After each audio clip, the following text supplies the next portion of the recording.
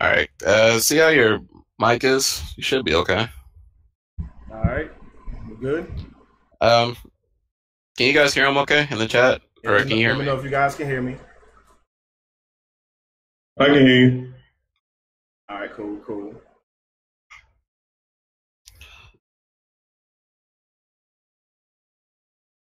Can't see. Let's see. I got you. Hold on.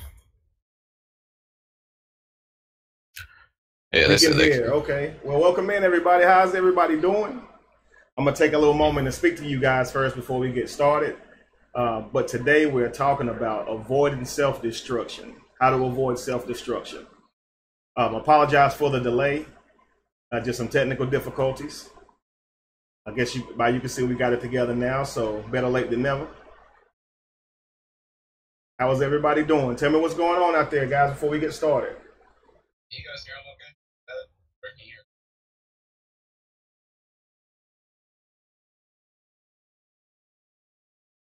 Just waiting to see the comments pop up. I like to tell people, hey, doing it a little different now. If you guys are watching on Facebook, please go ahead and follow that page. That's my like page, and I can actually go from there with the green screen and all, so you can see who I'm talking to, see who I'm actually conversing with. So a lot of you guys say you can't see and hear who we're talking to, so I don't want to keep you guys from that. So now you can. All right. Of course, you still are more than welcome to come and follow the YouTube page as well, but go ahead and share this if you can. Give you guys some time to go ahead and get it shared before we get to going, because we're going to talk about some real issues today. You guys are going to be able to comment and give your thoughts as well. Thank you very much, Jeff. I appreciate that, brother.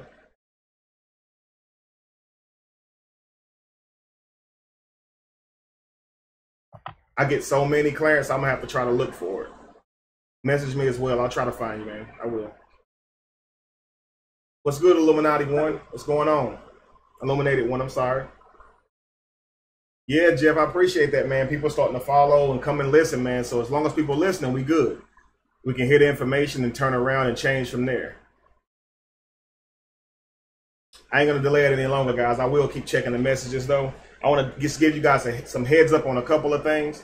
You guys donate, and that's good, but I really need you guys to come and join Patreon for me. Just so you know, YouTube is making it very difficult to be able to really work on there. They actually took away all monetization, so I'm not able to be monetized at all anymore on YouTube. So I don't have that at all anymore.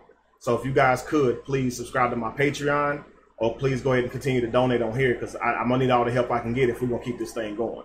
I don't know what's going on, exactly why YouTube is doing what they're doing, but they're telling me that I can't put ads up or that it's not child friendly, so they're just making it really difficult for me. I've tried everything, and I think they're pretty clear they're not going to let me monetize my videos anymore. So the link is in the video, I believe. Is that right, Josh? If it's not, it will be. We're using something different so we can do the dual broadcast.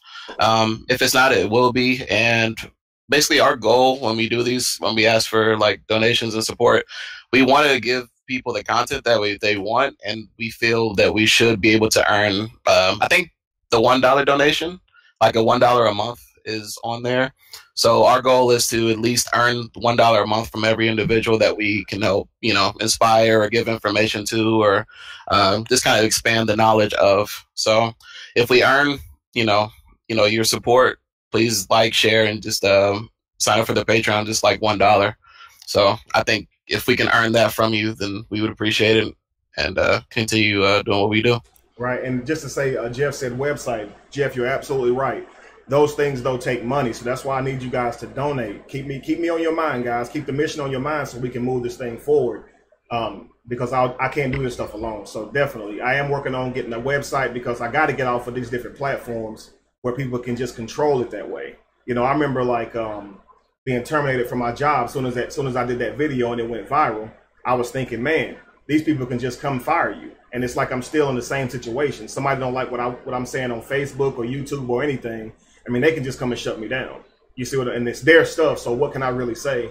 So it's kind of like that's kind of what we're talking about today, guys. Taking responsibility and moving forward so we can, I guess, not make so many mistakes in the future. If we know that we're on a site that is controlled by somebody else, it's not your site, you really can't do anything about it. If they tell you they can't monetize it, I mean, what are you going to do?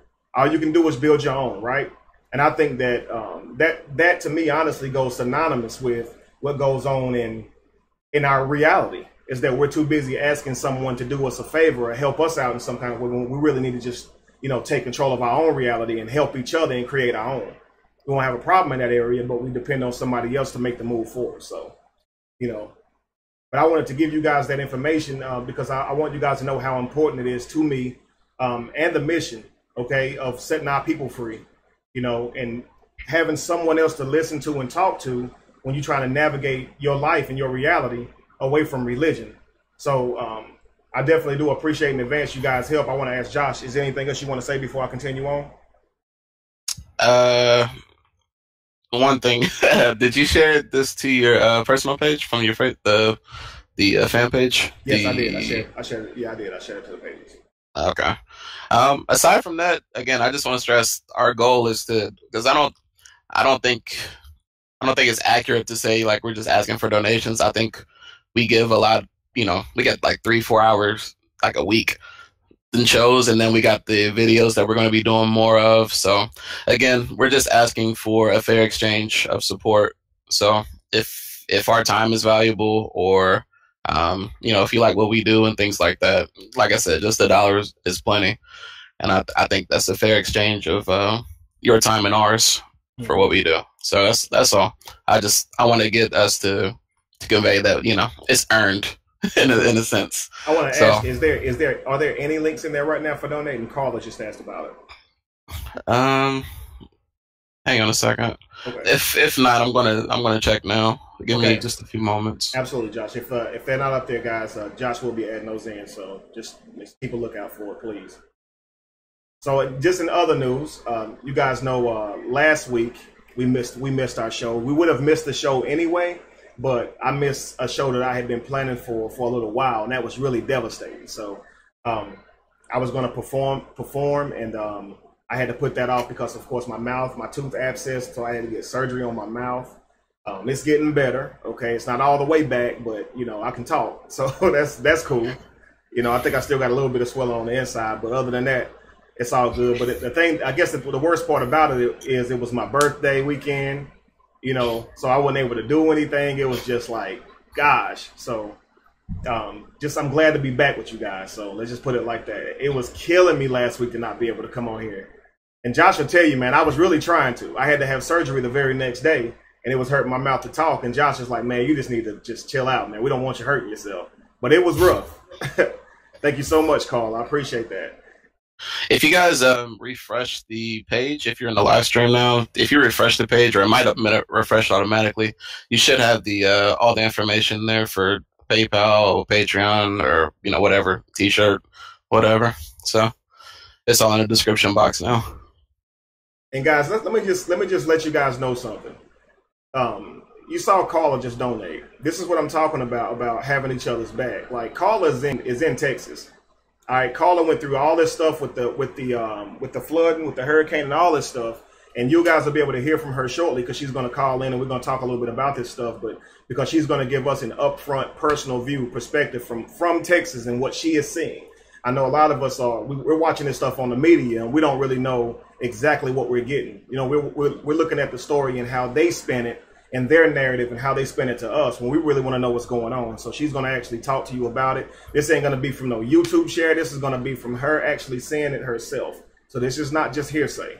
So whenever we have her call in, please stay tuned so you can hear what she has to say. But just to show that type of love, whenever she's already had, like she told me she had to be rescued by boat from her home, and here she is donating. That's just powerful to me. So thank you very much. Words can't express. So guys, I'm going to get into it. We're going to talk about this today. We're talking about how to avoid self-destruction. The reason I want to talk... Oh, go ahead. Oh, sorry. One quick thing, guys. For people on Facebook watching this, Kevin's only able to read from the YouTube comments, just because kind of Facebook goes a little too fast and it's a little bit more organized with this platform. And also the second reason we kind of mess with YouTube still after all the demonetization, it makes it easier for you guys to watch the videos after they're done via YouTube, as opposed to just going through the Facebook archives. because you really can't tell with just the thumbnail. So that's also why we use YouTube as well. But just letting you guys know, in Facebook, you won't be able to see your comments. If you want to be able to communicate, or see if you can talk to them, YouTube would probably be the best way. So just want to throw that out there. Yeah, guys, keep that in mind. You can't come to YouTube. I will stop shortly. Well, I say about an hour before we finish, or about 30 minutes before we finish, and allow you guys to call in and talk and give you guys a side and ideas about what we can be doing to try to make sure things that happen in Texas don't continue to happen. And I'll get into that shortly, but that's going to be the ultimate goal, guys. We're trying to figure out how we can collectively, keep a lot of these things from happening. I don't want to just say too much before I get into the topic, but we're talking about how to avoid self-destruction. And the way to do that, number one, is critical thinking. So I know we've heard the term, give a man a fish and he will eat for a day. But if you teach a man a fish, he'll eat for a lifetime. I just want to take a moment and let people, comment on what you think that proverb means, that particular statement means. And I want to first say that someone had actually sent me a message saying, the Bible has powerful stuff in it too, or whatever. And I told them, they said it has things that men can't think of. The Bible has things that, normal, natural men can't think of. It would have had to have been inspired by a higher intelligence, or God, right? Or Yahweh. And so I said, name me one scripture that you feel like a man can't write, that you feel like only a God can write. And when I told them that, they came back to me and said, give a man a fish, he'll eat for a day. But if you teach a man to fish, he will never go hungry, or he will eat for a lifetime. At that moment, I told him, you do realize that's not a Bible scripture, right? That is a proverb, a Chinese proverb, actually.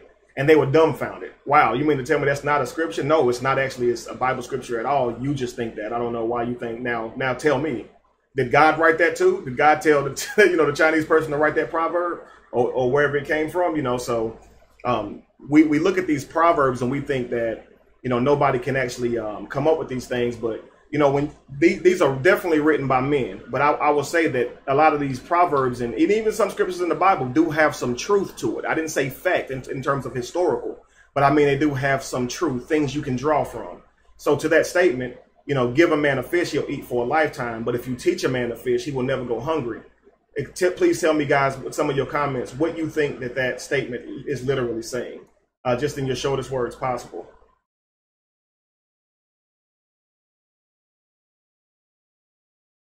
Anubis said Christianity gives people a fish every Sunday. They will never teach anybody how to fish. I mean, you're definitely right. And these are why I'm talking about critically thinking. Thank you, Amanda. I love you guys too.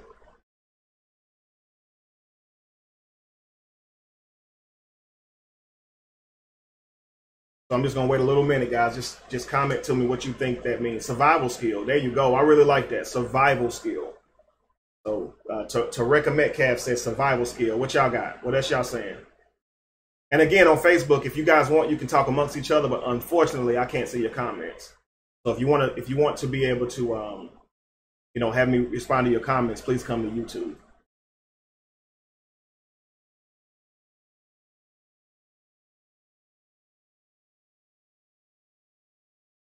We got people agreeing that that survival is what they take from that scripture. Thank you very much, Ronnie. You just don't know how much I need that, man.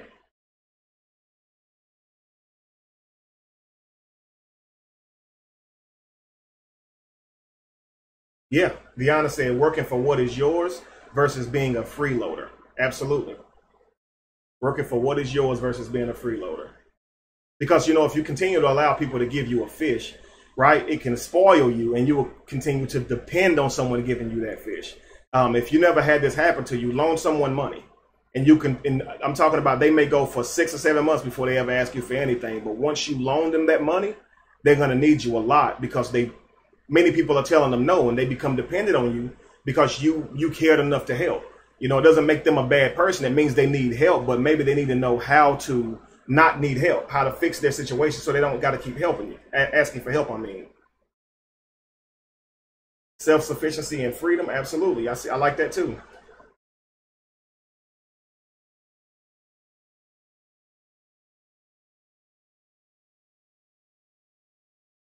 Self-reliance. Yeah, you want to definitely be able to rely on yourself, because you got to understand, when someone is dependent upon someone else or something else, they are able to be, or easier to be, manipulated or deceived. If you are not weak, you wouldn't be bowing down to the strong. You understand what I'm saying? So, calling my question was, what do you take from that statement? Give a man a fish and he'll eat for a day. But if you teach a man to fish, he will never go hungry, or he eats for a lifetime. Thank you, LaShawn Thomas, man. You never let down, brother. Thank you. Being taught a skill that you will forever have, okay, that you will be able to live by. Is that absolutely independence?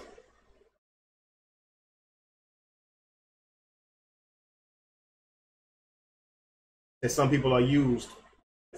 Some people are used to having masters instead of striving for self-mastery. Absolutely. A lot of times it's easier to ask for help rather than ask somebody to teach you. You know, I think when someone helps you, it's a quick fix, but it's temporary. You see what I'm saying? So if you need help covering something, that the money would be a quick fix. But how do I fix my situation so I don't stay in need? I don't want to need you. You see what I'm saying? Like, thank you, Earl. I really appreciate that, brother. It's crazy because, like, you know, when you look at at even in the Bible, when it uses these type of things, talking about these proverbs, where, let's just take the Chinese one for example, the Chinese proverb of give a man a fish and he'll eat for a day. You know, if you know how to fish, why would you just give a man a fish? And I think it's because we have taken this good deed thing a little bit too far. We don't really understand what giving is.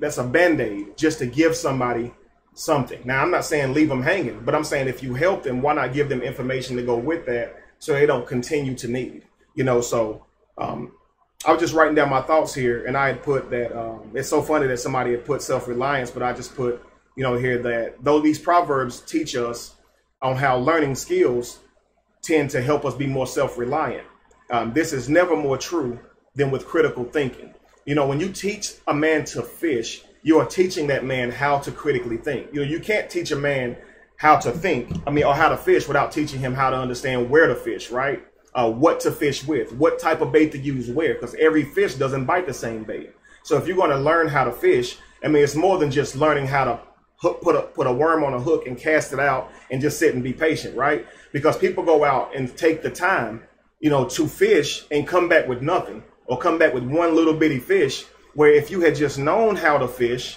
you would be able to catch a lot of fish, right? But it's crazy because I say this often, but the only difference in between a man with 10 fingers and 10 toes, a normal man, right?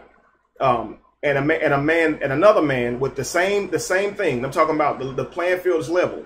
The difference in between one man and another man catching zero fish and a lot of fish is simply knowing how to fish. The question is, why don't we want to learn how to fish? You know, why don't we teach others to fish whenever we find out that they have that need? So that's just something that I want you guys to keep in mind. Why is it that we are so for the quick fix? You know, when we know long term, that's not going to help that individual. It's only going to make it worse if you continue to just band-aid. Take a moment to read some comments here before we go further. You're right, Carla. She said most people don't realize that the Bible speaks in literary, figurative, and allegorically, symbolically, and metaphorically, etc. It's all examples. It's all metaphors. It's not saying what it's saying. You know, now this is across the Christian world, but this is something that is not uncommon. People will tell you that, you know, that Jesus spoke in parables. But, you know, a parable just simply means that whatever you think he's saying, he's not saying. So you got to understand, if Jesus says, go and you will see a man bearing a pitcher of water, that's not what he meant. It meant something else. You know, so when you talk about the Bible, you know, and talking about this character, Jesus himself is just a parable. It's not an actual being, you know, so we don't really understand that. And I think that's hard for a lot of us to accept because we've been taught our whole life about that. So just to preface, you know, I saw this this video where this man had did an experiment. Thank you, Nubian Love. Really appreciate that. Thank you guys so much. But this man did an experiment with these monkeys. And with the first set of monkeys, he put them in a cage, right? And what he would do is he would put a banana at the top of a ladder, and when the monkeys would climb for this banana, he would spray them down really bad, like really powerful stream of water. Okay, so they learn really quickly, don't climb this ladder and mess with these bananas.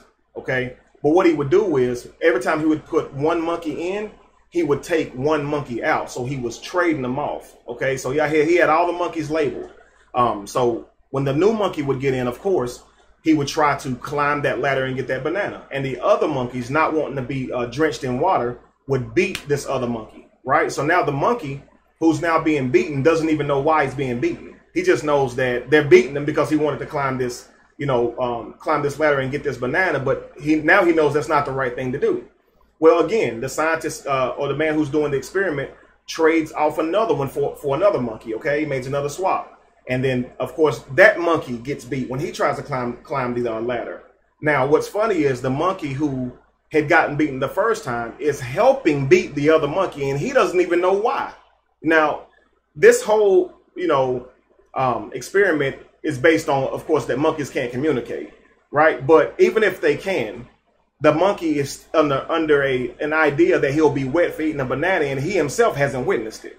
So nevertheless, this monkey's over here beating them because apparently whatever the other monkeys told him or the beating that he got was so severe, he doesn't want to feel anything worse than that beating. So maybe this monkey or these monkeys are responding the same way we do with religion, because after a while, every single monkey in that cage was replaced and never had been drenched in water, had never been sprayed in water, but they were still beating each other for climbing this ladder and getting these bananas.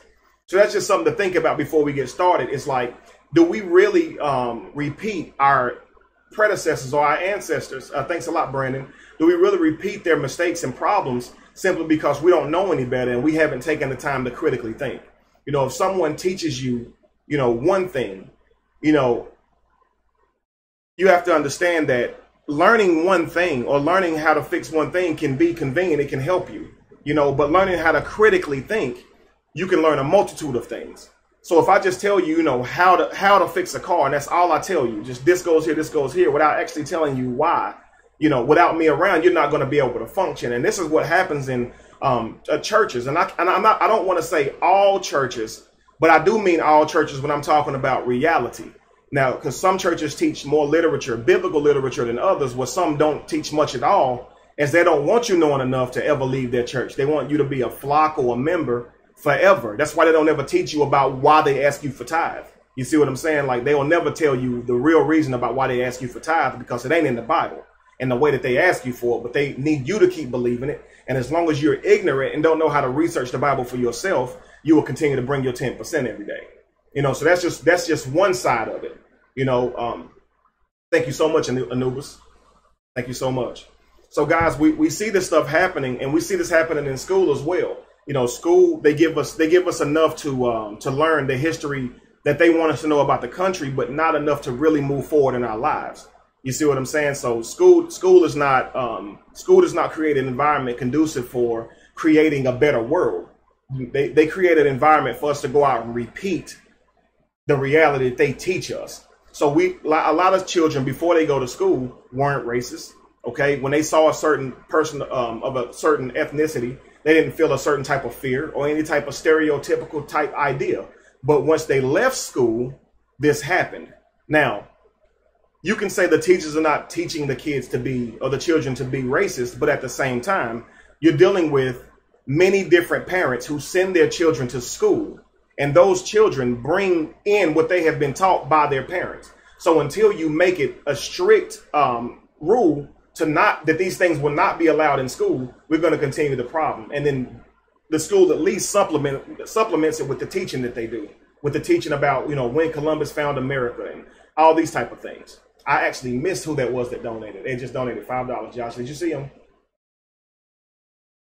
Whoever you were, thank you so much. I'm sorry I didn't see that. It was Andre. My mic's muted. All right, perfect. Thank you, Andre. Thank you very much, brother. So it's like, even if the schools and the principals and guidance counselors and things are not telling our children, to not like each other over those differences, they still create a problem. They still create an environment so these things can actually manifest. You see what I'm saying? Because when you teach that one culture did everything and that this culture didn't do much at all, you know, that's what you're doing. You're setting that platform because historically those things are not accurate, but that's what they're teaching in our schools. And we have to care enough to change that, number one, you know, starting with our youth first, so we don't go out here and continue to repeat what they did. But again, the conversation is about critical thinking. Why do we need to critically think?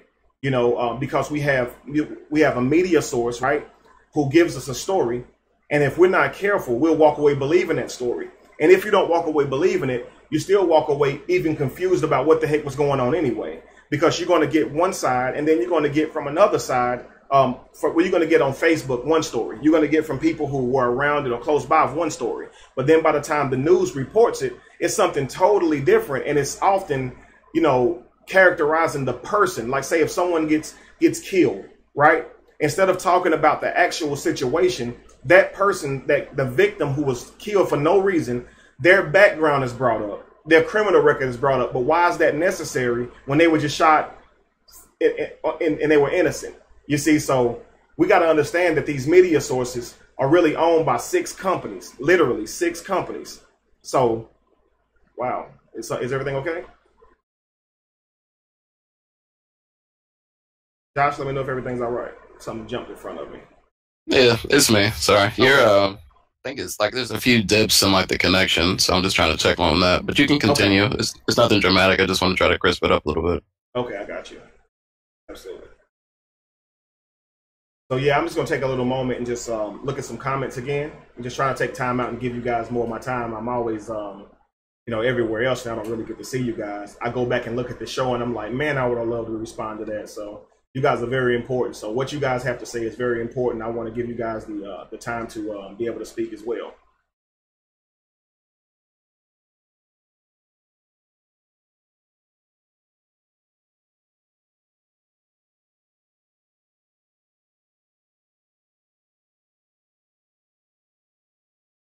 Just a reminder again for people on Facebook, Kevin's only able to see the comments on the YouTube. I did put the YouTube in the description box on the fan page. I'm not sure if that goes to his personal page too, but you can click on the video and it should take you to the fan page and to the YouTube. So, or just go to YouTube and type in Kevin Wesley, whatever's easier. Thank you, Josh.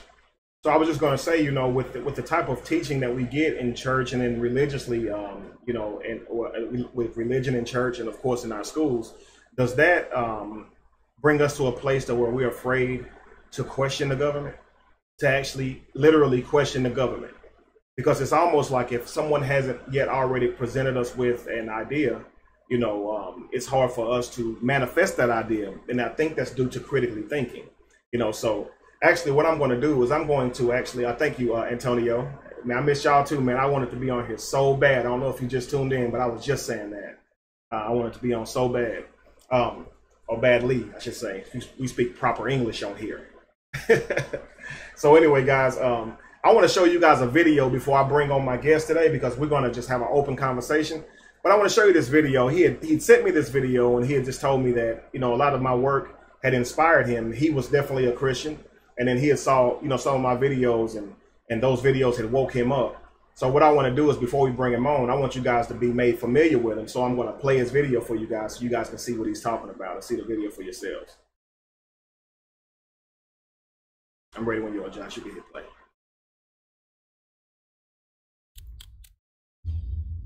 Hold on. Old problems always become right. Motel. Terrorized and beaten by the cops. 3 of them dying over cold blood over a toy gun.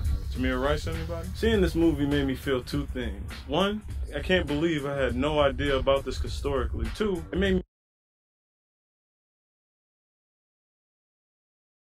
feel truly trapped in this country as a black man. 60 years since that incident, we're still getting fucked up by the cops. I really don't get it. Now my man Colin Kaepernick can't find a job because he took a knee during the national anthem to help bring attention to this shit. Yet fuckboys can't seem to see shit past him disrespecting the flag. Like all this shit that's been happening to us to some level of constitution. Let's talk about the national anthem real quick. If everybody black in America rode a time machine and saw what their ancestors were doing when this shit was being written, how many people would actually give a fuck about it? Okay, we'll leave that alone.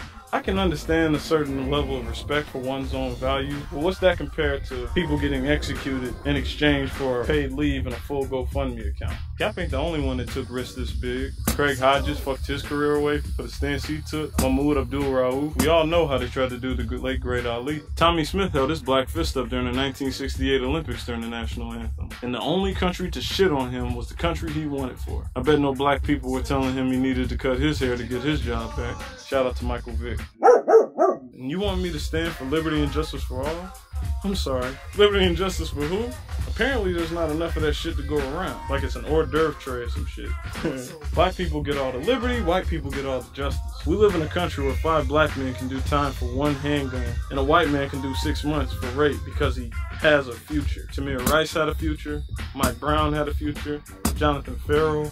I can't name one white boy that was executed by the police for a crime he didn't do. And it's sad that I even know Mike Brown's name, because he's just a regular guy. It's because he was executed and nobody went to prison for it. Is that justice? Freedom is when you can do whatever you want. Liberty is when you can do whatever you want, except the shit white people don't want you to do. Don't be black and drive a nice car. Don't be black and be in white neighborhoods. And for the love of God, don't be black and have a legal gun in a car. That shit can get you shot in front of your kid. My problem isn't even with white supremacists. They're doing what they're bred to do. Hate for no reason. If this is you, I just want to say to you, fuck you from the bottom of my heart. All I hear is, thank God I'm not black, but please respect the flag. They just blindly follow an idol of patriotism because they feel it's the right thing to do. Martin Luther King died for us to be treated like human beings, and we're still gorillas to them. Here's what's got me most upset. 70% of the NFL is black. 74% of the NBA is black. The one need to drop was caps for up to a year. Shout out to the Raiders for finally joining the fight. I understand why though. Give Des Bryant $70 million and all he's gonna do is tweet about how behaved he's gonna be. Apparently Massa keeps his family fed. Niggas love air conditioning. I'm hearing a lot of people saying they're boycotting the NFL. A lot of people don't want to support teams no more, buy jerseys no more. And I'm here to say that I'm not participating in none of that. But what I will say is fuck pro sports in general. Fuck the Orlando Magic, we trash anyway. Fuck every single jersey. Fuck 2K18.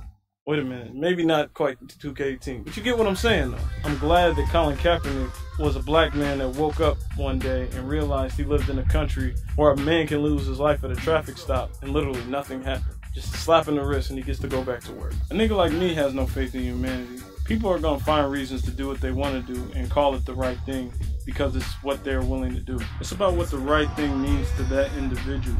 People are gonna find reasons to support sports teams, buy jerseys, and spend hard-earned money on nosebleed seats. The message is clear to our athletes. Take this check, shut the fuck up, or wind up like him. Because the issue is, we've taken so many stances in sports, it doesn't even matter about the Des Bryants and the Charles Barkleys. It matters more so that white people aren't saying anything.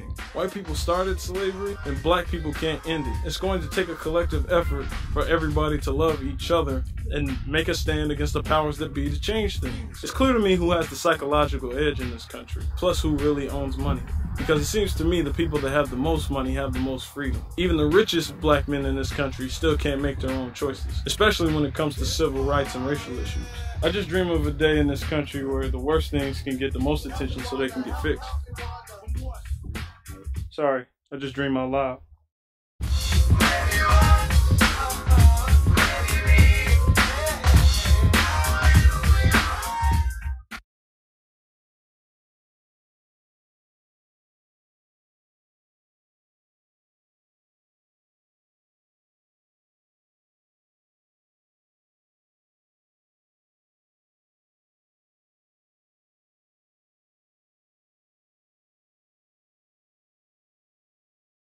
You back? Yes, we are. All right. So, you want to bring them on? Yeah, that's perfectly fine. So while he's coming on, guys, I want to tell you, when I saw the video, see everybody already saying, hey, what's up? This is Smash, everybody. Smash, when they were watching your video, I don't know if you saw it, if you could see the comments, but they love it. They were quoting you. They were quoting you too about, niggas loving air conditioning. So. Hold on a second. There's some feedback going on. They were watching your video. I don't know if you saw the comments. They love it. They were quoting you too about, niggas loving air conditioning. So. Hold on a second. There's some feedback going on. They were watching your video. I don't know. Hey, Smash, do you got any earphones or anything? There's no feedback. Smash, you hear me? Do you have headphones? So there's no feedback from your speakers from your laptop. Oh, you know what that was? That was me playing YouTube. Oh, yeah, that was me. That was my fault. But I can't see nobody though. You can't see me? No, that's why I turned on YouTube. You can mute the YouTube, and we can just communicate through the Google Hangouts we're in. So, okay, yeah, that's cool. That's cool. You can still watch the video and stuff like. It might be a delay though, but yeah. All right, what's up, everybody? How y'all doing? I was trying to tell you that as your video was playing, you can see the comments here. People saying they love the video. It was really good. It was informative. And when I first saw the video, guys, I was kind of asleep. I was groggy from the medicine and all that stuff. My jaw's of course been messed up. And when I said he sent me the video, I watched it and it kind of woke me up. I said, man, I really like that. I like to have you on my show and specifically show it on the show so we can introduce you, because I really just like the work that he put in. And that's his first video, which is crazy. I said, man, you're gonna tear this thing up if you keep going. And you guys know that's what I love. I love to try to find someone who is already trying to go hard at this, and who is, because there's a lot of people out here afraid to talk about this stuff. You know, and the thing that struck me out, and I'm going to let him tell you guys a little bit about himself, but he hadn't been woke up long. And so the fact that he's already willing to make that stand and talk about at least the issues he was talking about, to me just says a whole lot. And I respect that. So it was like, I want to bring him on, and we're going to have this conversation, and we're going to be able to, I guess, draw some of his perspectives and all this stuff and get this show popping. So without any further ado, Smash, I'm going to let you introduce yourself and tell us a little bit about yourself, brother. All right. First of all, there's lag in it. I'm trying to fix the camera so y'all can see me square. But yeah, my name is Smash Tarantino. That's my alias that I'm going by. I'm raising a black sheep brand of because, as we know, the black sheep is really that one guy in every crowd that tends to go left when everybody goes right. And I always figured that I always felt like I had a gift of perspective, where I have an ability to see the other side of things in a lot of situations. And I just got. It wasn't until I've always fought with the belief of like my beliefs, because growing up in the church and growing up in Christianity, you tend to forget, like you tend to it's like it really does take you over mentally, because you live in a world where everybody's wrong but you. I agree. You know, yeah, like you live in a world where, you know, how can I say? Everybody's wrong with you. And then when I was able to step outside of Christianity for the first time in my life, that was the first time I actually got a chance to look at Christians through a more critical light, as far as where their mindsets were, what their goals were, how they were as people. And it just seems to me all of them do what they want, but the only thing they judge is what you actually believe. Right. Yeah. So it literally became more so, you know, are you a good person? Yeah, because I go to church. But you steal from people, you lie to people. Absolutely. Every now and again. You're no different than me, but you're going to pretend to be better than me just because you go to church. Right. Absolutely. So basically, what I plan my YouTube video is going to do is I want it to be a video cataloging my growth and me seeking knowledge and my ability to spread knowledge and say those things that people are afraid to say, because I'm not afraid to die for what I believe in. Right. At the end of the day. Because at the end of the day, go ahead. I was just saying that I remember the first time we spoke, I told you, it's like you were explaining, and I said, man, there's this saying I like to say, what's understood don't even need to be explained. And I think you were in the middle of telling me that, and I was like, bro, I can see it. I can see right through you. And that's it. To me, it was like, that was one of the things that made me want to reach out, because a lot of people know this information, but are you going to be a generator of this information? Are you going to take this information and say, I'm going to go, help people with this information, and not just take it and just know it? You see what I'm saying? Because sometimes people wake up and they just wake up. That's it. That's the end of it. you know. But I think it's very important to take what you have learned, because I mean, the first thing you would do, like, simple question: you regret being a Christian? You regret having to go through that and believe in that stuff? Do I know? No, and exactly, because that's the point to where you have to get to. Don't regret it, but take the fact that you went through it and say, you know what, I can use this, what I learned here, and be it, because now you know how to talk to a Christian because you spent most of your life being one. You see what I'm saying? I feel like that's one of the advantages I have, is because I understand Christian thinking. Like, I know what you're going to say before you say it, because I asked myself those same questions and held to those same beliefs for so long before somebody or before myself took the time to confront me on that crap I was believing. You see what I'm saying? Because you can hold an idea and never actually rationalize it. And that's what I mean by not critically thinking. Like, you can have an idea like, if I pray and say the right thing, I'll be saved. I think you were saying that when we talked. If I say the right words to the sky, I'll be forgiven. But what about the crime you committed to that other person? What about the other person that you hurt? Like, you actually think you're better because you said a prayer to the sky, you know, and to logically think about that, like, you didn't do anything to rehabilitate yourself. You just literally said something to the sky, but you feel better. Why? Why do you feel better? You see? Yeah, and you know, it's crazy. I want to just expound on the point that you talked about as far as pain. I mean, well, as far as, you know, as far as, like, you know, not regretting something. See, pain is your greatest teacher in life.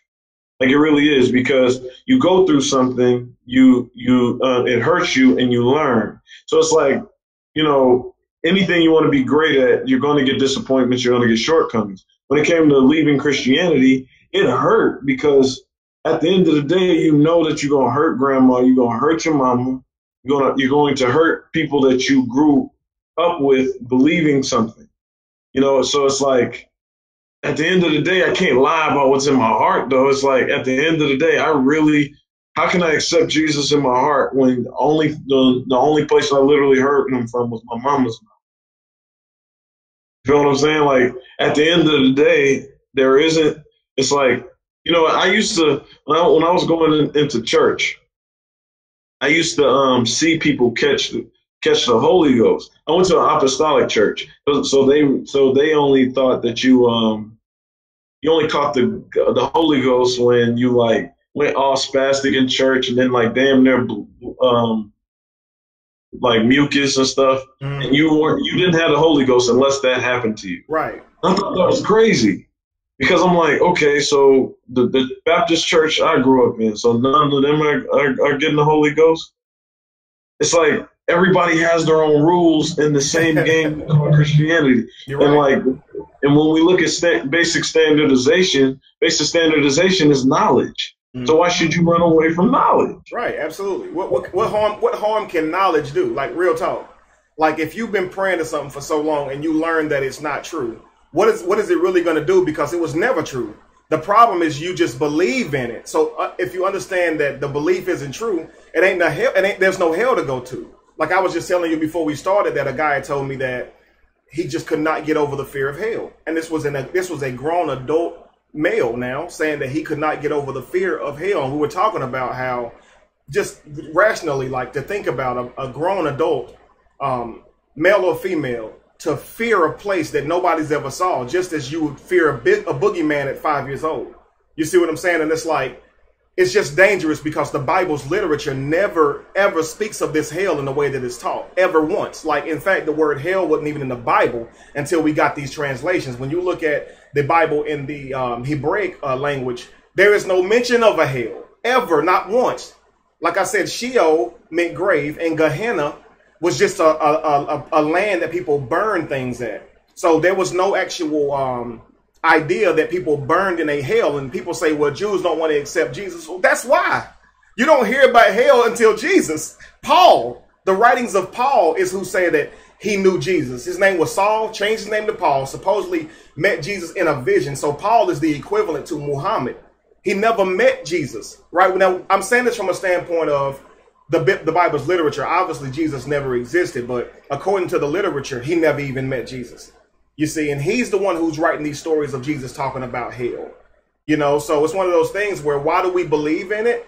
But because even when Jesus talks about hell in the literary sense, It's still not mentioned in the way that we're taught about it. And like you said, people are quick to tell you you're going to hell, but you don't even know where hell is in the Bible to tell me I'm going to hell. Because if you knew that, you wouldn't be telling me that, because you know there's no biblical justification for condemning me to a place where I burn for eternity and also be tortured by demons. It's silly, but it's accepted. And that's why I say religion, it actually gives you like an immunity type deal where you won't be questioned.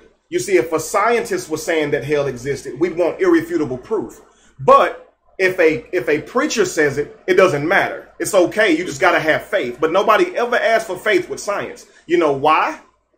There's nobody going to give you heaven if you believe in science. You see what I'm saying? There's nothing else being offered other than that. Yeah, and then when you look at science, and then when you look at science in general, that's numbers. That's everything you can see, touch. You feel what I'm saying? Absolutely. That's like, you know, you believe the rain because it actually comes down. Right. And it's like, so it's like literally when you think about the Holy Ghost. I mean, because granted, I'm not gonna lie to you, I haven't done the research that you have. Right. Everything that I know about, I've learned from you thus far. However, but when I open up my common sense and I'm able to like actually see certain things around me, it's like common sense will tell you love is the greatest thing ever, but you've never seen it. Rain is real, but you know, put it this way: love for anything can take over your mind if you don't control yourself. You know what I'm saying? Like if you don't have the ability to you know, make changes to your rationale whenever you come into something you love, you're going to believe whatever that thing you love tells you. This is how like women that come from a certain background get with a man that hits on her. If you fall in love with a church and its church members and the music and everything God and you felt God did to you, a pastor has you by the balls, like literally. Absolutely. Like a pastor, it's like you don't.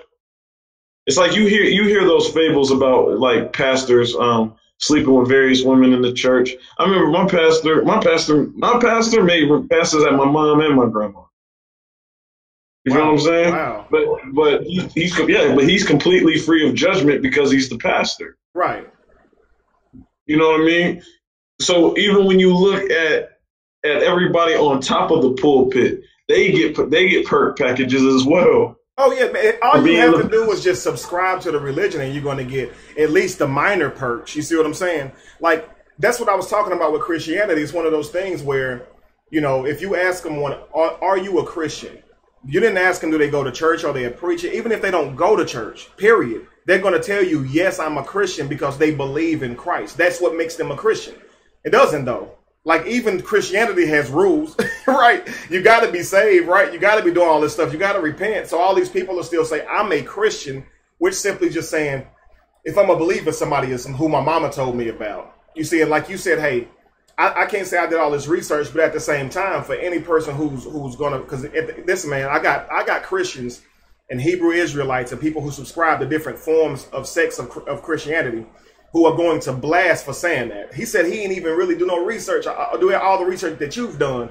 Here's the thing. You can walk away from religion just by critically thinking alone. The simple fact is, if you were never told about religion until today, you wouldn't believe it anyway. So if somebody walked up to you out of the blue and said, you know, there's a man who died for you 2,000 years ago, and if you just believe in him and just say a prayer to him, you can go to heaven. Why am I supposed to believe that? Well, if you don't, you're going to get the worst punishment that you could ever possibly imagine. You see, and then when you say, well, I don't accept that, man, I ain't never heard of that before. And I tell you, you're choosing to go to hell then.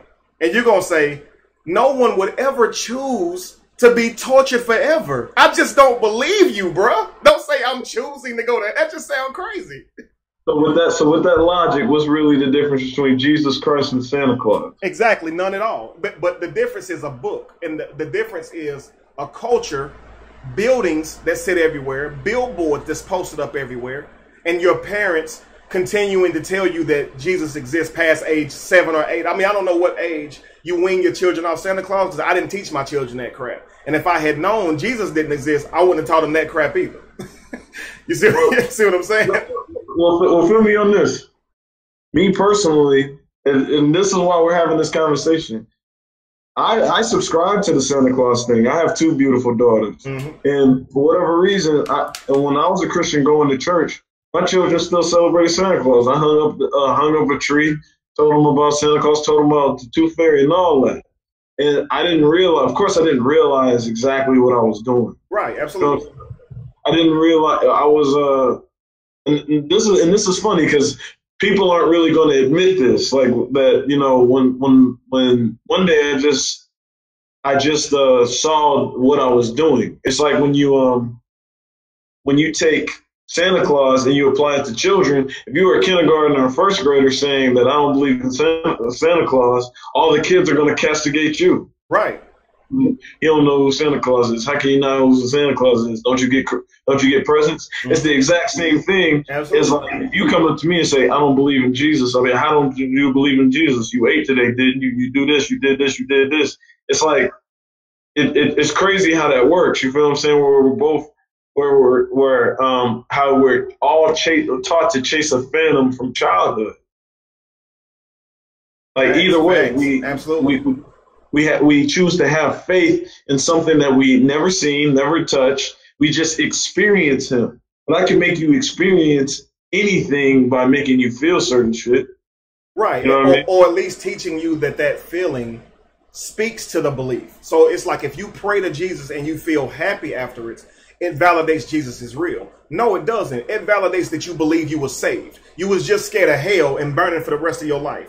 And I told you that you don't have to go to that place if you ask for forgiveness. You ask for forgiveness, you're relieved that you don't have to freaking burn, right? Like I'll tell you this right here. I had a call the other day from a strange number, but I answered it. And I was actually going with my brother. He was going for a custody hearing with his daughter. And I get this call outside of the courthouse. And I'm telling my brother's like, man, I really need you in here with me. I'm to the point to where I'm telling my brother, man, you got to go by yourself. I'm talking about the government's on the phone with me telling me that I didn't pay my taxes like 3 years ago. And they're telling me I'm going to be arrested. I'm talking about because it was so sudden, I didn't use my critical thinking. Like the IRS ain't never going to call you and tell you that, number one. You see, when I finally caught on and said, man, why? Because they put me on the phone with someone else and I can tell they slipped up and said something that they shouldn't have said. And I said, why would you do that to someone? You guys are out here trying to steal people's money. You don't know my situation. You see what I'm saying? And what if I would have believed you and sent you this money? Y'all just can do this to people and not even care? Like, I know you're going to get away with it because y'all know they never catch y'all. But how can you do that to somebody? Just trying to reason with them. They hung up. The next thing I know, I got a call from plus 911. 911. So when I answered the phone just to see who it was, because I'm like, here they go again. He's like, I'm calling you now, letting you know the police are on their way to pick you up. So he was using like every scare tactic that he could. And honest to God, it was just, I looked it up online and it said, if you get a call from this number, they're going to try to steal money from you. You see, and I needed to look at that because it made me feel more comfortable to know that somebody else is saying this exact number is fake. But if I had not known that, I'm only subject to believe what they freaking tell me. Now I'm going to tell you what's crazy. Whenever I realized that it was fake, I felt the same exact feeling in my chest, that relief, like you feel when you ask for forgiveness. Now, why? I was never going to jail. Nobody was ever coming to pick me up. I've always paid my taxes. But because I found that I wasn't going to jail, now I'm happy. I started off that day not thinking I was going to jail. But it was the fear of thinking I was going. That doesn't mean anything. You see, it's just I'm relieved. So how does relief from hell mean you believe in Jesus? It doesn't. Or it doesn't mean that Jesus is real. That's what I should say. How does your relief from going to hell when you ask for forgiveness mean that Jesus is real? It just means that you're relieved. You feel relief. That's all it is. But you know what? And let's take it a step further. Like when we look at America in general, we have the highest number of prisoners in the world. So when you think about prison, you're literally thinking about hell in the physical form, where you're going to where you break a law, you're going to a place where you got to look over your shoulder, you got to watch out because you might be physically abused, sexually abused, the poorest conditions, all that. You feel what I'm saying? Mm-hmm. And when you look at all the young black men who went to jail for a crime they didn't do, like I remember last year, like I was just seeing left and right, I was seeing people, black men being released from prison for 25 years, 30 years, because they found out they didn't do the crime 30 years later.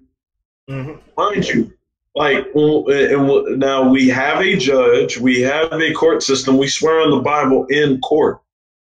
And for whatever reason, and that's why I say we're a Christian nation that just hates black people. So it's like when I think about like all those football stars that were told that were told to getting locked up, a lot of people would have liked that relief, but they had no idea that they were even going to prison until they actually went. Like, I didn't rape that girl. I know I'll get off. Too late. She already told you. She already told you raped her, so it's over.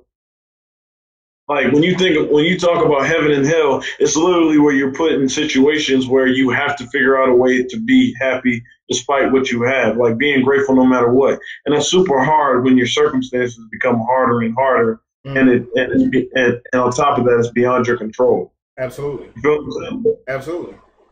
And I want to say this too, for a lot of people that's watching. You know, it's difficult already to talk about religious issues, but it's also difficult to talk about race issues, simply because whenever a black person or a person who subscribes, because we don't like to call each other black, we know that's not who we are. We know that's a description that's given to us to describe us, so to speak.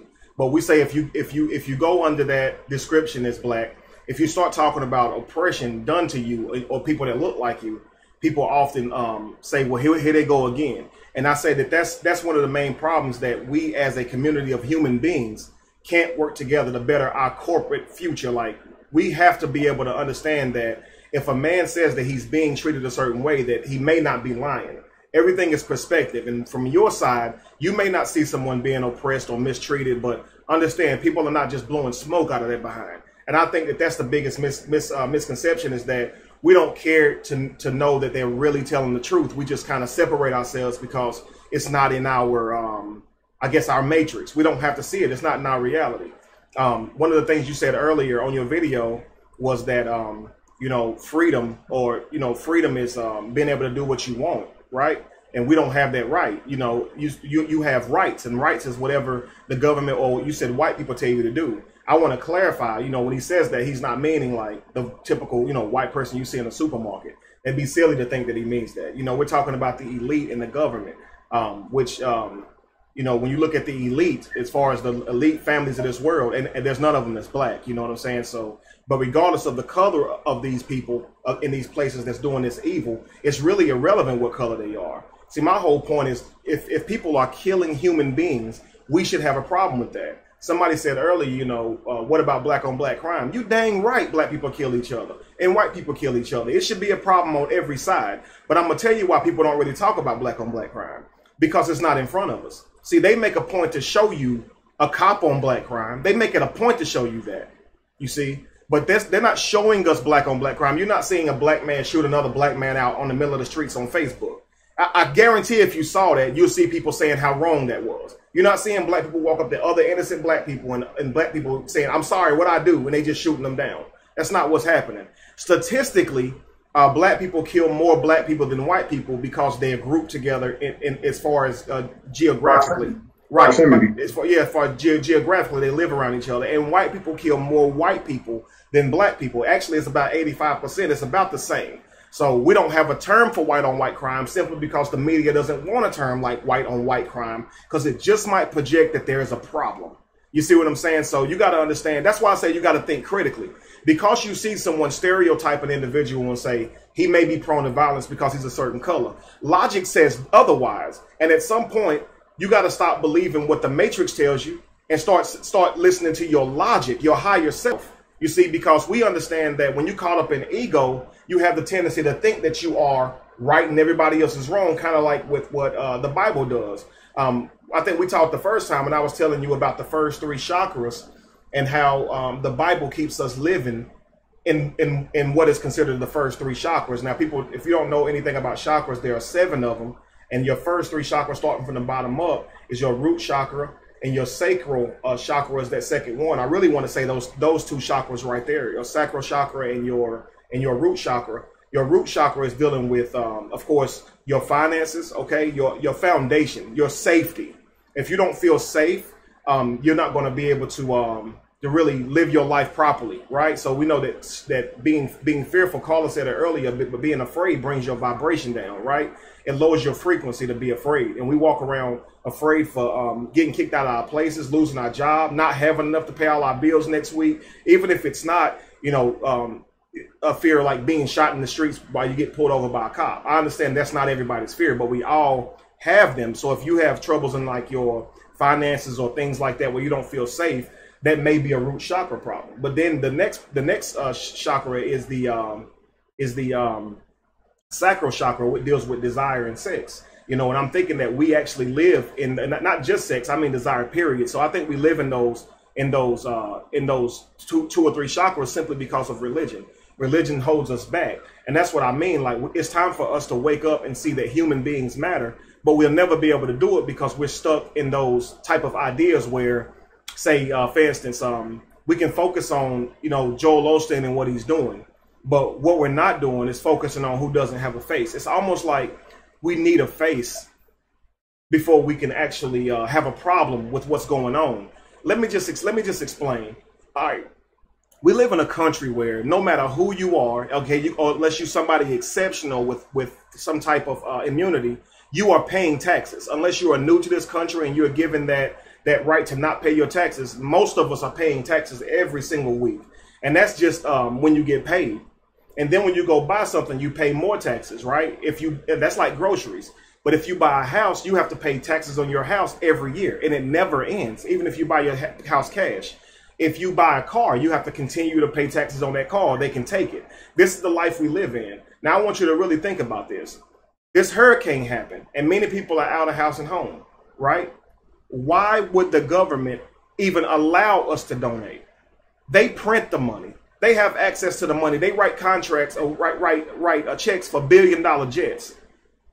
Why didn't they send that money there? Why didn't they? They don't even need money. They can just bring the supplies and everything they need. Like that, the government technically doesn't have to buy anything. You can tell Lowe's supply or tell whatever major wood company that gives you the housing materials to just donate the stuff, and you'll write it off on their taxes. You can do this, right? This is what people do. When you see people give large amounts of money, you look at them and say, "Oh, ain't he a sweet person?" But that's a tax write-off, y'all. Like, stop making people celebrities because they seem to be doing something that you think is right. You don't understand. Yes, it's right to help people. We should help people, but we shouldn't be in a position to have to. Not when you have a government who already taxing you. Like, you don't understand. Like, we can look at Joel Osteen and say you're wrong for not letting people in and not giving them shelter. But what about the government? You see, the government has access to unlimited funds, and we out here swimming. And we've never thought to ask them, why is there no fund set aside for natural disasters? Like, are you kidding me? Thousands of people can literally be struck by a calamity, and the actual citizens have to come together and give up money, knowing we don't hardly got no money to begin with. Just think about how crazy that is. And we don't think about this kind of stuff. And that's why I mean critically thinking. If you were to just get here to this planet and you didn't see lines on this planet, you didn't see America on a planet, you didn't see Kentucky, you didn't see Africa, you wouldn't be talking like you're talking. We're talking from a standpoint of we've been conditioned and programmed to separate ourselves anyway. That's why you think there's a such thing as a state line. That stuff is stupid. We understand this stuff in terms of using a map and navigating, but there's no such thing as Texas. You understand what I'm saying? There's a plot of land that we call Texas to be able to find it, but to think that you are any different or separate from Texas because you didn't get hit with a freaking hurricane is crazy to me.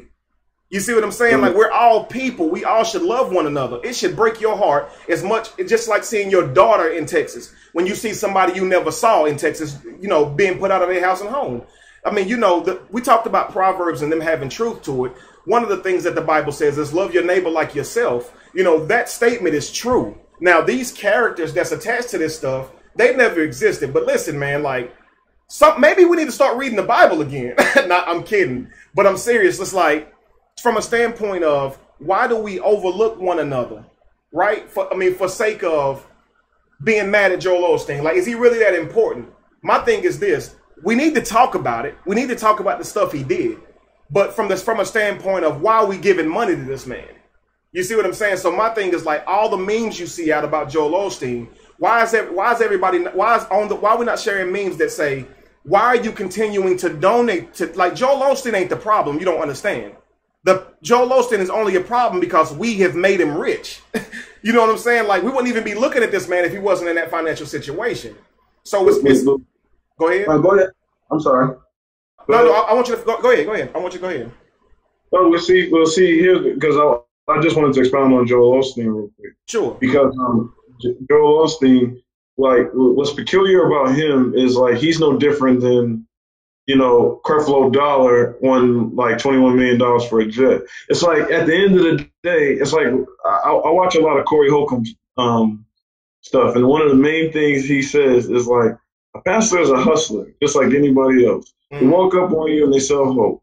And then when you have a system, and then when you have a new system of communication, you have social media. Like, social media has become a form of communication, and people are heavily entertained by this communication. So when you have us being entertained by this communication, all we want to do is make fun of things and make light of things. You know, so when you see all these memes, people are happy to spread something funny about Joel Osteen and making fun of him. However, they're not going to connect it to, as far as, we tithe 10% to this dude. You know what I'm saying? Well, I got to tithe 10%, because if I don't tithe 10%, God ain't going to be there for me.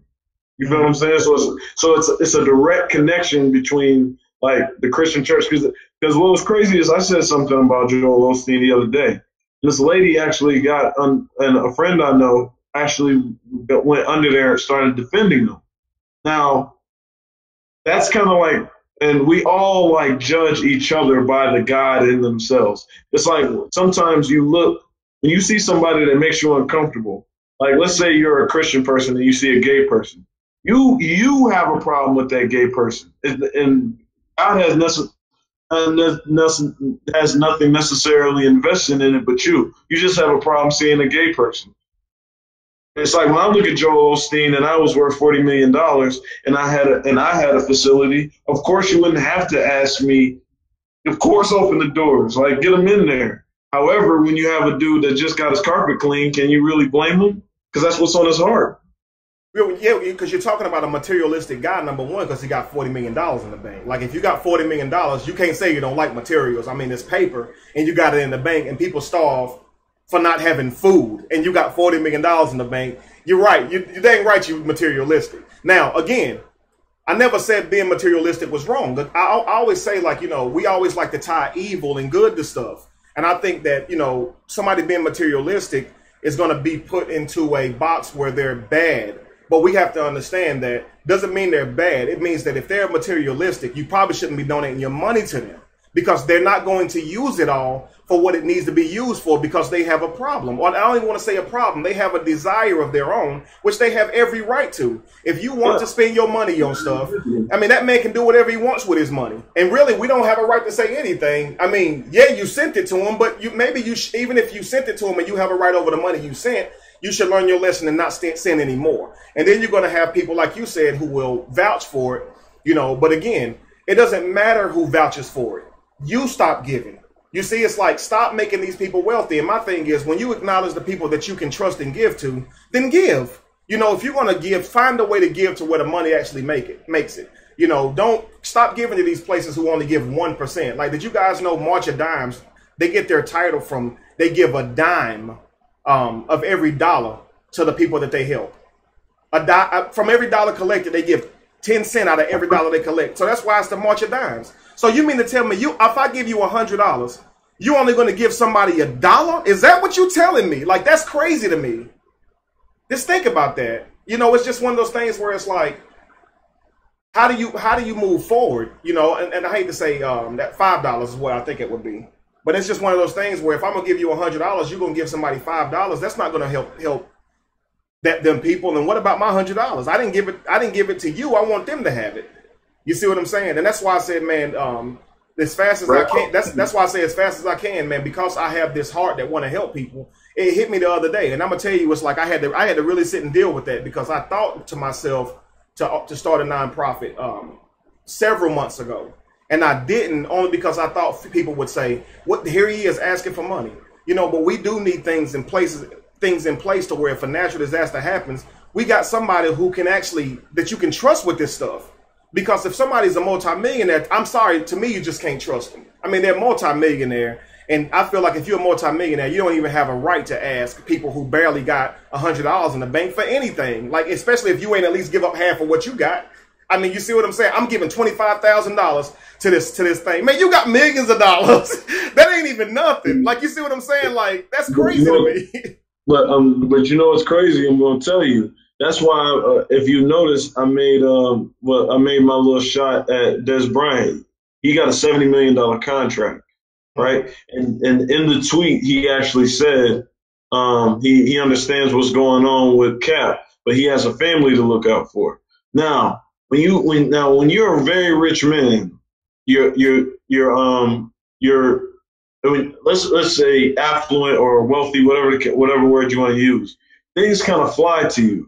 And I always say, like, you losing, like, an average person losing $100, and, like, you know what, better yet, let me back up.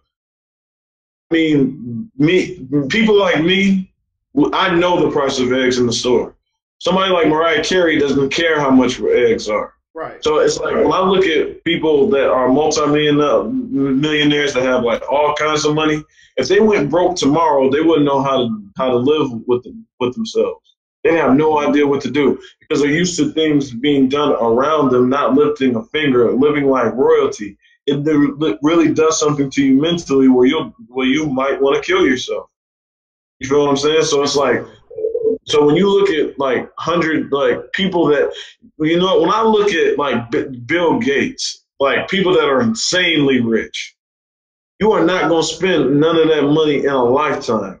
However, it's like you really can't, like, look past the things that are attainable to you, things that you enjoy, to help people eat and help and give people what they need. It's like, where is Bill Gates during the situation? Exactly. And I'm not pointing a finger at him, but it's literally one of those situations. There's a story in the Bible about Jesus, and you might be familiar with this, where Jesus was watching everybody donate a bunch of money, and there was this lady that walked up and she put 2 mites in the hat. Absolutely. And 2 mites are lower than a penny. So it's like, when you look at that is a story of love. That is like when somebody doesn't have something, doesn't have a whole lot, but what she does have, she feel like somebody can eat because she ate that night. You feel what I'm saying? You're 100% right, man. And that's why I say to people, like, I ask people, have you ever been to a third world country? Because it does give perspective. When I was in ministry, I was a missionary, and I would travel to foreign countries, third world countries, and give away food and clothes. But Cuba was like, I went to Cuba and just fell in love with Cuba. And but here's why. When I went to Cuba, they had taken, like, a whole softball team over to Cuba. Now, I'm a Christian at the time. I'm over here leading people to Christ, right? And we have this big softball competition. And this one child, when I say poor, I don't mean poor like what you see here. I mean poor like most people only got one outfit and they wash it out by hand daily or every other day or whatever, right? I'm talking about it's that poor. Like, there was a child who didn't have a pair of shoes, right? And they picked teams, and so they could have so they could have an advantage. One of the children gave the child one of his shoes, so they had one shoe on each, right? So we played the game or whatever, and after it was over, I watched the child take the shoe back to the kid, and the kid told him no. He said, keep it. Keep the shoe. But I'm sitting here, I had my translator with me, so I went up to him and I was like, do you have any more shoes? And he said no. But he said he could not bear him having 2 shoes and that child having 1. I'm not a crying man. But I'm going to tell you, bro, I probably cried for like 2 days after that, straight. Like, when he said that to me, bro, I started crying on the spot. And I couldn't stop, like, literally couldn't stop crying because I've never saw anything so touching. Like, we have several shoes in our closet. This child had 1 pair of shoes, a child, and walked home with 1 shoe now. I'm talking about walk home with 1 shoe because he wanted another child to have a shoe. And I'm like, this is a third world country. How they know more? I went there thinking I was going to teach them something, and instead they taught me something. Like you said, I came back to the States like changed, completely changed. Like, I went over there and I had taken like all these nice shoes and stuff like that, because your typical missionary trip is just going to be talking and speaking, right? So you're just going to wear your dress up stuff. So, but when I went, we were taking like small houses and turning them into churches. Like they didn't allow churches over there like that. So what people would do is they would say they wanted to teach the Bible, and we would turn their house into a church, and they would invite people to their home on Sunday, right? So we were knocking out walls and things. So that was like the most work, my first time going to Cuba, I ever done on a missionary trip. But that's when I really saw that I had purpose and I felt needed. You see what I'm saying?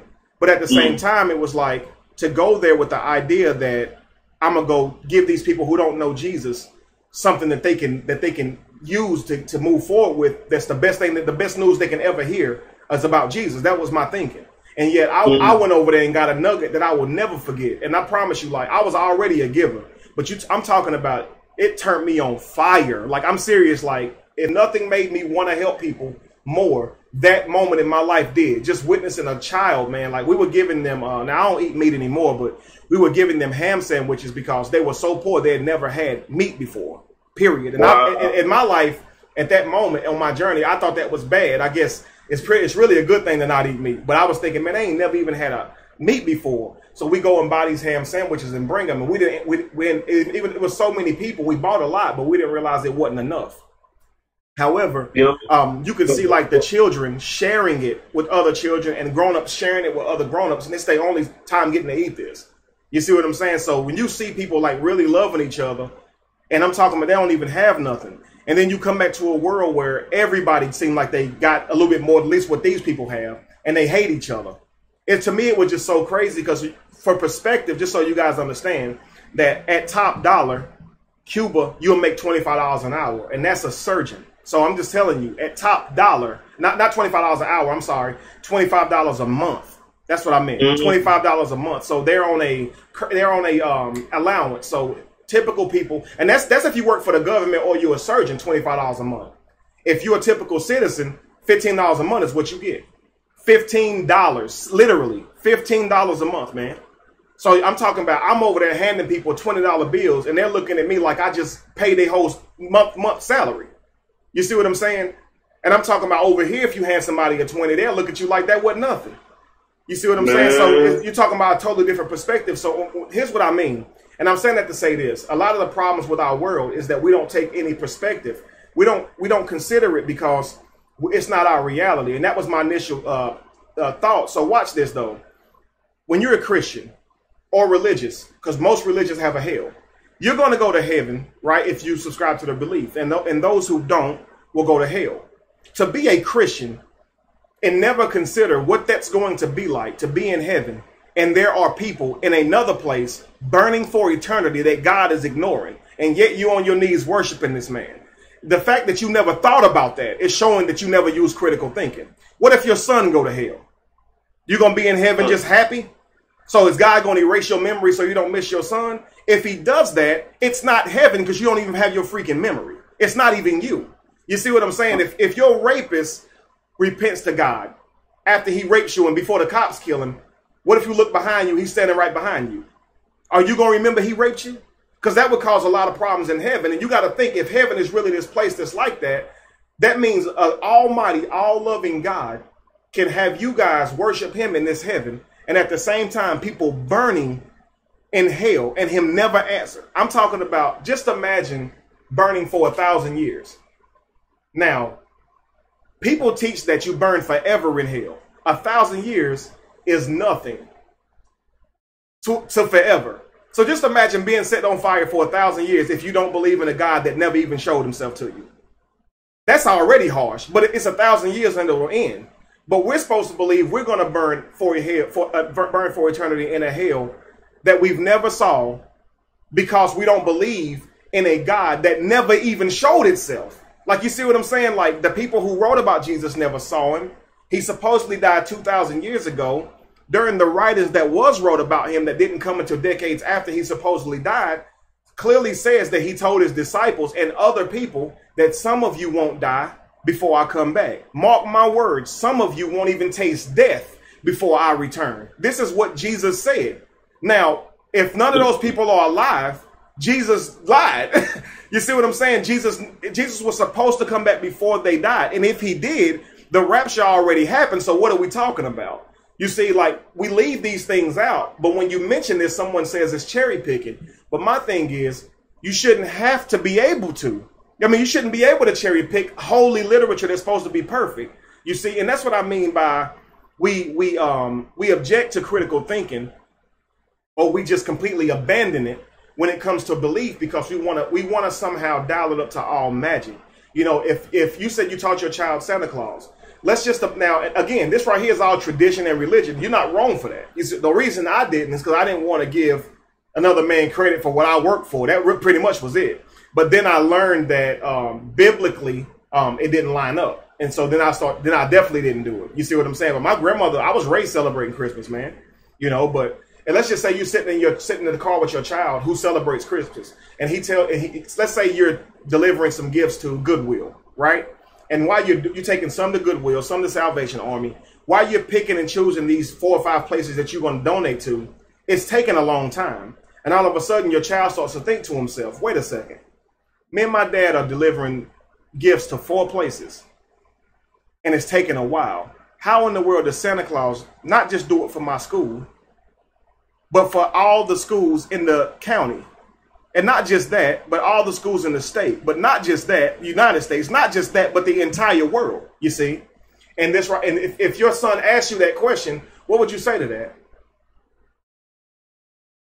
How does Santa Claus deliver presents to everybody, Daddy? Like, I'm going to be honest with you. That's one of the things. That's one of the ways that actually hurts our kids, because at that point, when it's time for a child to think critically and logically, we put a stump on it and we give it an explanation that's not anywhere near tangible or the truth. Right. So it's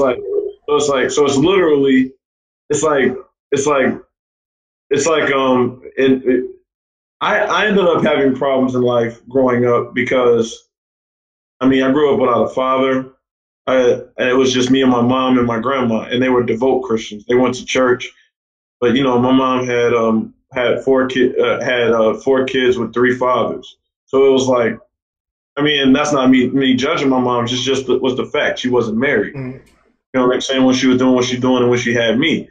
So it's like when I'm looking at little things, it's like every time I tried to ask too many questions, oh, that's grown folks' business. Oh, get out of here with that. It was like it was shut down very quick whenever I came too close to challenging something that was a touchy subject that might not even really been a touchy subject. So it's like we're literally teaching our children not to question everything so they don't learn. Because the typical answer to that question would be like, well, okay, well, Dad, how does Santa Claus go all over the planet? He only got 1 sleigh. Does he make trips and go back to the South Pole or North Pole, or is he just putting all the toys period on 1 freaking sleigh and going over the whole planet? Or does Santa not like poor people? Because Mama, Daddy, I'm saying that Santa don't really. You say it's naughty or nice, but it seems like he don't like to give poor people stuff. Because Lil Johnny, who I go to school with, he said he don't never get nothing from Santa, and he always makes sure they's in school. He can't be a bad student, Daddy. At that moment, it's like you could take that moment and say, son, let me just be honest with you. Santa Claus is a myth. It's something that we tell children to make the holiday fun.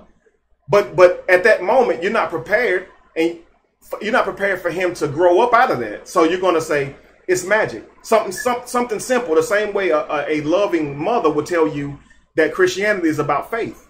When you say, well, Mama, I don't know. I pray to Jesus. I don't feel like he say nothing back. I mean, is he really real? And your mom or your dad is going to try to tell you as a child to have faith. But it's like, you know, as an adult, what's faith? And they can explain it. But how do you explain to a child who don't understand, you know, it's the substance of things hoped for and the evidence of things not seen? How do you tell your child to have faith without using those words? Because you're asking your child to believe in something they can't see.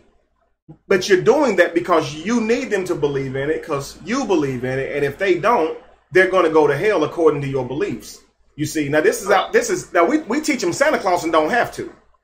So what I want people to do is have some perspective. Like, we teach our children about myths and have their hearts get broken, and we don't even technically have to, simply because we do it, but because it's tradition. So you have to think about that, number one. Now with Jesus, you have a reason to teach it to your children. You see, so I can't. When you think about when you take life into consideration, it's a battle between perception and reality. It's what you see versus what you want to see. You want to see one day that Jesus is going to come here with 300,000 of his homeboys to rescue you from here. So what does that do to a lot of people? Messes your mindset up where you're literally okay with your life sucking until Jesus comes one day. So it leaves you dormant in a lot of ways. So what happens when you teach a child that? Like literally they're scared to take chances in life. They're scared to be what they want to be. They're afraid to, touch the sky with whatever dream they're scared to even dream because they're afraid of what's going to become of it. And they're afraid of disappointment. They're afraid of anything that hurts them instead of taking pride. Like I said earlier, you learn your greatest lessons through pain. So if your children don't know how to hurt, then every single thing that happens to them, whether they get their heart broken, whether they don't get the job they want, they're going to take it 10,000 degrees harder and just assume that Jesus don't love them. When it's really just priorities that they have to put together. You know what I mean? Absolutely. And just so you guys know, the reason this stuff right here is relevant because we're talking about how if you give someone something early, they won't question it. You see what I'm saying? Until it's time for their mind to grow. And then those, like say with a child, that child beginning to ask you about Santa Claus is a good indication that their mind is beginning to expand. And they, at that moment, that is when you tell them the truth. If they're asking you, why would you then hold it from them? Because now you're going to lose their trust even more. I told you, once you finally tell them that Santa Claus isn't real because they're getting too old to believe in it, but they're going to remember asking you about it, and you told them that he was. Why would you continue to keep me believing in that? It was at one point I wanted to know, and you wouldn't tell me. You see what I'm saying? You told me it was magic or whatever. So in the same way, though, we do this in our own reality. So we're talking about how to avoid self-destruction, and we're talking about critically thinking. So when someone presents information to you, how do you process it to do what we call critically thinking? Because you can't just go around believing everyone at what they say.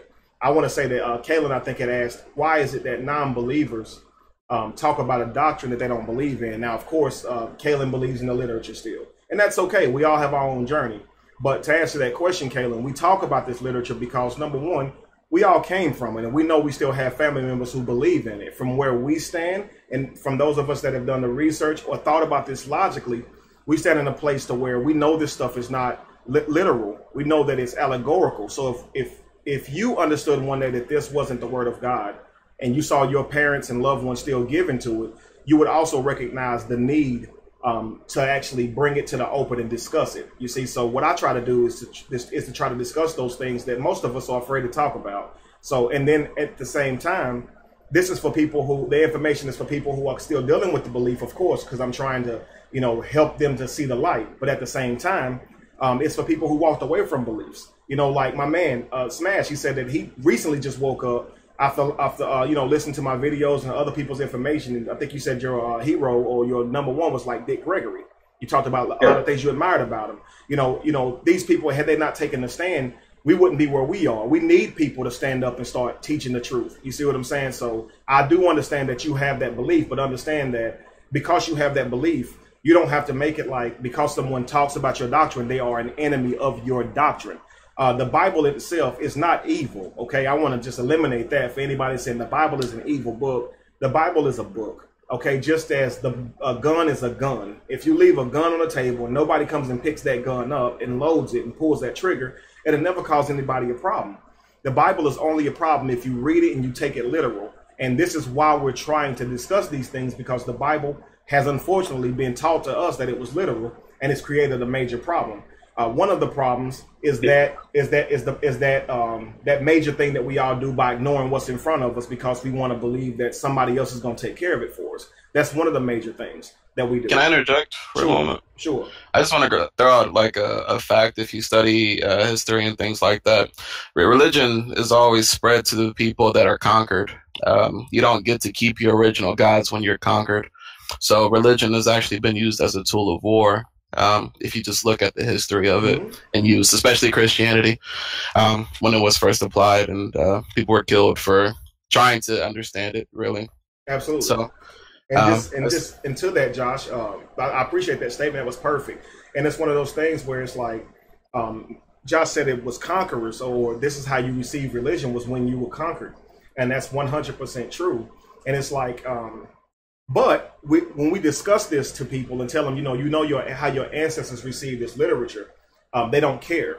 But I want to let you know, like, it's irrelevant of why, because a lot of people say, well, the Bible wasn't really put together for evil purposes. Well, that's irrelevant. If the writers put it together for conquering people, or they put it together to have an awesome book to teach people lessons, the fact remains, is it literal and is it historical? And if you take away all the maliciousness behind the Bible, all the people, countless people who got hung and burned just so Christianity would be the most powerful and dominant religion, the Bible still isn't literal and historical. And that's if you remove all the murder. The fact that I even have to say remove murder when it comes to the word of God, that we think the word of God, should already bow for your brain. If it is the word of God, why would people need to be killed just because they didn't want to believe in it? Like, why would God allow that? You have to consider, yeah, you're right. Islam is the same way. But again, the Quran is probably a better book than the Bible, to be honest with you, in terms of proverbs and quotes. Like, I actually like some of the literature in the Quran. I like some of the literature in the Bible. I like some of the literature in the Bhagavad Gita. I like a lot of Buddha stuff. Like, listen, guys, what I'm talking about is being able to separate, inspirational words that poetic men wrote from believing that something is true. You see what I'm saying? Like, you don't have to believe it's true because it sounds good. And I think that's the major thing. Somebody asked me earlier, if you didn't see the Facebook post, they had just said, pray to God. And, if you don't believe in Jesus, pray to Jesus, and then you'll know if Jesus is real. And then I jokingly said, I am now compiling a list of gods to pray to, because if you say pray to Jesus and he'll answer. Have you ever prayed to Krishna? Have you ever prayed to Buddha or Rastafari or any of these other symbolic deities that have been taken as gods throughout the centuries? If you have not, how can you say that you only get answered because you pray to Jesus? How do you know that if you call out Krishna, he won't help you even more? That type of thinking is irrational. We have to get past that. The honest fact is Jesus historical? And that's, a lot of people are not willing to ask that question. And I think that's the same way people are not willing to ask the government why they do some of the things they do and confront some of the things in front of us. Caller, I don't know if you're there. Just please message if you are prepared. Callers in Texas, guys. Of course, if you guys are just tuning in, I'd said in the beginning of the video, I was going to have caller on to speak a little bit, tell us what she's seeing out there and what's going on.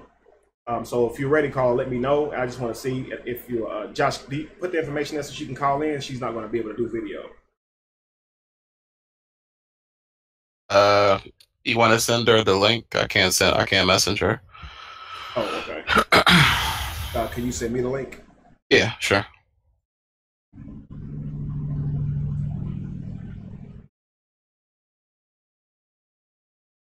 So I'm just waiting to see when caller responds so I can get her the link so she can call in, guys.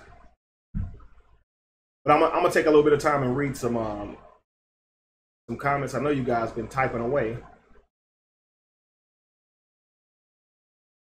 Okay, caller. Straight. Hey, Smash, you there? Yeah, I'm right here, man. All right, man. Yeah, so I just wanted to see if you want to share any more thoughts while I send this information out. Share some of your thoughts? Yeah, if you had anything that you'd like to say in terms of what we're talking about. Oh, well, yeah, well, man, actually, I was just thinking about like a rebuttal to what you just said, but basically you just encapsulated everything I was talking about. Because the one thing that I do know well, I mean, I belabor a point of self-destruction. Mm-hmm. Like there is a really crazy truth when it comes to logical thinking and critical thinking and living, because I have people that I know in my life that have gone to church 30 straight years, but they live a very poor lifestyle where they eat nothing but pizza and they smoke cigarettes and they drink. And it's like when they get cancer or when they get some kind of chronic disease, the first person they're going to go to is Jesus. As soon as they get diabetes, they're going to drop on their knees and pray. And it's like when you think about that alone, it's like everything you go for in life, you earn. You have to earn lung cancer. You have to earn heart attack and chronic certain things by a lifestyle. So it's like literally when you think about a Christian church, it doesn't even teach us a lifestyle that's going to help us to live for a being and do nothing else, and you will be all right. You feel what I'm saying? Right. But common sense will tell you that you only get one body, you only get one mind, and you have to cherish it and treat it right. And but it took me a while to even understand that part of the mind about. So when you think about the Christian church, it doesn't even teach us a lifestyle that's going to help us live for a being, nothing else, and you will be all right. Hey, I think there's some feedback going on, Carla. If you got earphones, that might help, or I don't know. If you still have, what do I need to do, John? If you still have YouTube playing, just mute YouTube. That way we can't hear the feedback. Yeah. Okay. Okay. The mind about when you think about the Christian church, Okay now? Yeah, we're good. I'm outside in the backyard, so I don't know if this is a good place. It's been heavily messing with my account, but I think maybe we're okay with YouTube, but okay. Well, hello. Well, I sound okay, Josh? You sound fine. Okay. It's a little choppy, but it's okay. It's okay. Okay. Hi, Kevin. I don't know what you want to ask me or whatever. I'm going to let you just take the lead. Okay, well, absolutely. We know that you are out in Texas. I saw that you had commented earlier and said that they came out and picked you guys up and had you on a bus and told you they'd take you somewhere else. And I don't know if you saw this too. I want to ask you about this. I saw a video. It's going viral now where this guy, he's in his humongous truck and there's this cop. He's on the ground and he's yelling up to the guy, telling him that he can't go help anymore. So this guy has a truckload full of people that and others that he's taking supplies to and others that he gave a ride out. And there was a cop that met him outside of the place, outside of the water, as soon as he poured it back on dry ground and told him that his help wouldn't be needed anymore. He needed him to stay out of this.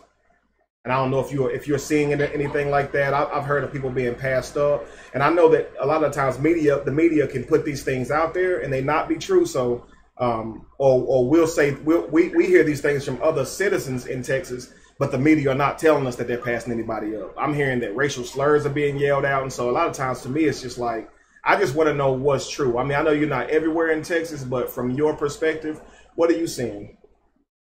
Well, first and foremost, let me say this with my shiny ass tonight.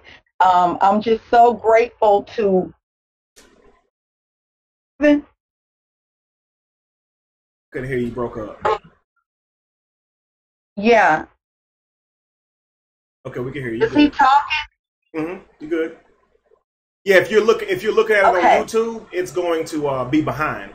So don't worry about that. Just it'll be able to show right whenever you watch it at a later time. Y'all a little bit behind here. Yes. First and foremost, being here in Houston, Texas, it's worse than Hurricane Katrina, family. We were boated out. And when I was awakened and told Aunt Carla to come look outside, I knew it was bad. I walked outside. The water was waist deep. And with my shiny black ass right now, but I love my melanated skin, family. And I'm laughing, although this is no laughing matter, but to continue to raise my vibrational frequency because it's been lowered as a result of the storm and its devastation, family. No, I'm not seeing what you're seeing, Kevin, because there are still some low-lying areas that are flooded that we can't even reach, but they're predominantly black. And as far as the help, Joel Osteen and that kind of thing, it's true, it's real. He did not open his doors until he began to get flack. Court reporter on Mayor Sylvester Turner. I've reported at City Hall. as a court reporter, we put our lives on the line, people. Hood on the line for you guys. Kevin Wesley did it and lost his job. I'm doing it right now, and I don't know what the future holds for me, but I just believe that the ancestors, the universe, and our creator, we do need you guys. And we don't ask you guys for anything, and I just want to throw that out there first because I didn't ask for this, but is my, not only my ancestor, she's my cousin. The freedom, 1,000 more, if only they would have faith. And a so corrupted family that God is doing this to us. Why would God just keep punishing the black? Right. According to that damn Bible that has literally been said, it has robbed us of what we should be doing, which to me, I'm supposed to be in entertainment. I'm supposed to be in front of a crowd. Houston is bad. I'm leaving Houston. I'm out of here. We were rescued by a boat family. I had to make people leave. We were holed up in a hotel room. That video got over checked. It moved up very quickly. A reporter told me to go to video that. I videoed live. I videoed Raw family. Mayor told us to stay in place, stay calm. These are black mayor Sylvester Turner. Told us to stay in place and to stay calm. Thus we stayed. And to be evacuated out of here with the water waist high, that's bullshit. And it does not stop here. Listen to me about HAARP. HAARP stands for this. It's the Active Auroral Research Program, where they can go in and mess with the honest. They can cause the waters to become, during storms time, they can cause storms to brew. Brewing right now, it's MA, and it's in the Atlantic right now, family. It's brewing over the Dominican Republic, and it's brewing over the Bahamas. You tell me who's predominantly out there? On the people of color. And in fact, to wipe up their own, because I'm for all peoples. I'm for all races. So don't think I'm racist. I just spin real shit, religion, and real shit, and it's always going to be that way. That's all you'll ever get from me. Houston is so bad right now. He is only giving you guys a glimpse of it, of what you're getting. But even like a Muslim church opened up its home up its church community, that their property is safe. They could go in, they could pray. We're talking about all peoples. Time. Joel Osteen shut his people out with his twinkie blinky eyed ass. Okay, I just call it like I see it. I know no other way to be but to be real. No, again, and I respect that about you. That's why I wanted to have you on, because I see that, like, you look at. We have many different narratives to this story. You know, a lot of people may say, "Well, I don't believe in no HAARP." The fact of the matter is this: even if you don't, the fact that a hurricane happened and you see this atrocity, and the fact that they're taking their sweet time helping people. This is the government we're talking about, guys. They have unlimited amounts of resources. They could have had helicopters have all these people out in a couple of days, guys. Like, the fact that they're not even really putting forth that type of effort. And you have to consider this. They could have sandbagged that place long before that hurricane ever hit. Like, these people, they have access to knowing what the weather is bringing, and yet they've done no preventative measures at all, at least that I'm aware of. No sandbags or anything to try to prevent the cities from being flooded. So you have to start considering these things when you're talking about the people's lives being lost. And when you look at, say, Joel Osteen, and someone said earlier that, this man has millions of dollars worth of equipment in his building, and he don't want to let people in there because they may steal his stuff. Oh, well, poor Joel Osteen. See, my thing is this right here. I don't care if they steal the stuff. The fact of the matter is that stuff is not worth more than human lives. are worth more than lives, period. So the simple fact that someone can use that as an excuse to letting somebody in a building that needs a place to stay, it lets you know where we stand as a human population, where we stand. You know, for people to literally be fooled by that and say, well, he don't want his stuff being stolen, he don't want his property being damaged. What that's supposed to mean when it comes to somebody dying, somebody losing their life, or not having somewhere to stay during an atrocity like this? Like, I would venture to say that one human life is worth more than Joel Osteen's building and everything in it. But the problem is, we can't get the rest of the world on board with that. We can't help but look at value and attach it to people. What's worth, what's not. Speaking of worth, did you guys know that money is made off of natural disasters? Money is made off of war. So you have to understand something when you see like someone like Joel Osteen, who wouldn't let people into his church building, and now all of a sudden he is. And then you see people who are all of a sudden calling this man's name out, like Tyler Perry, and saying, I'm going to donate money to him. I want you guys to understand what's happening. More than anything, they want to shape your reality. If they can keep your focus on what's going on with Joel Osteen and who's donating to Joel Osteen, they win.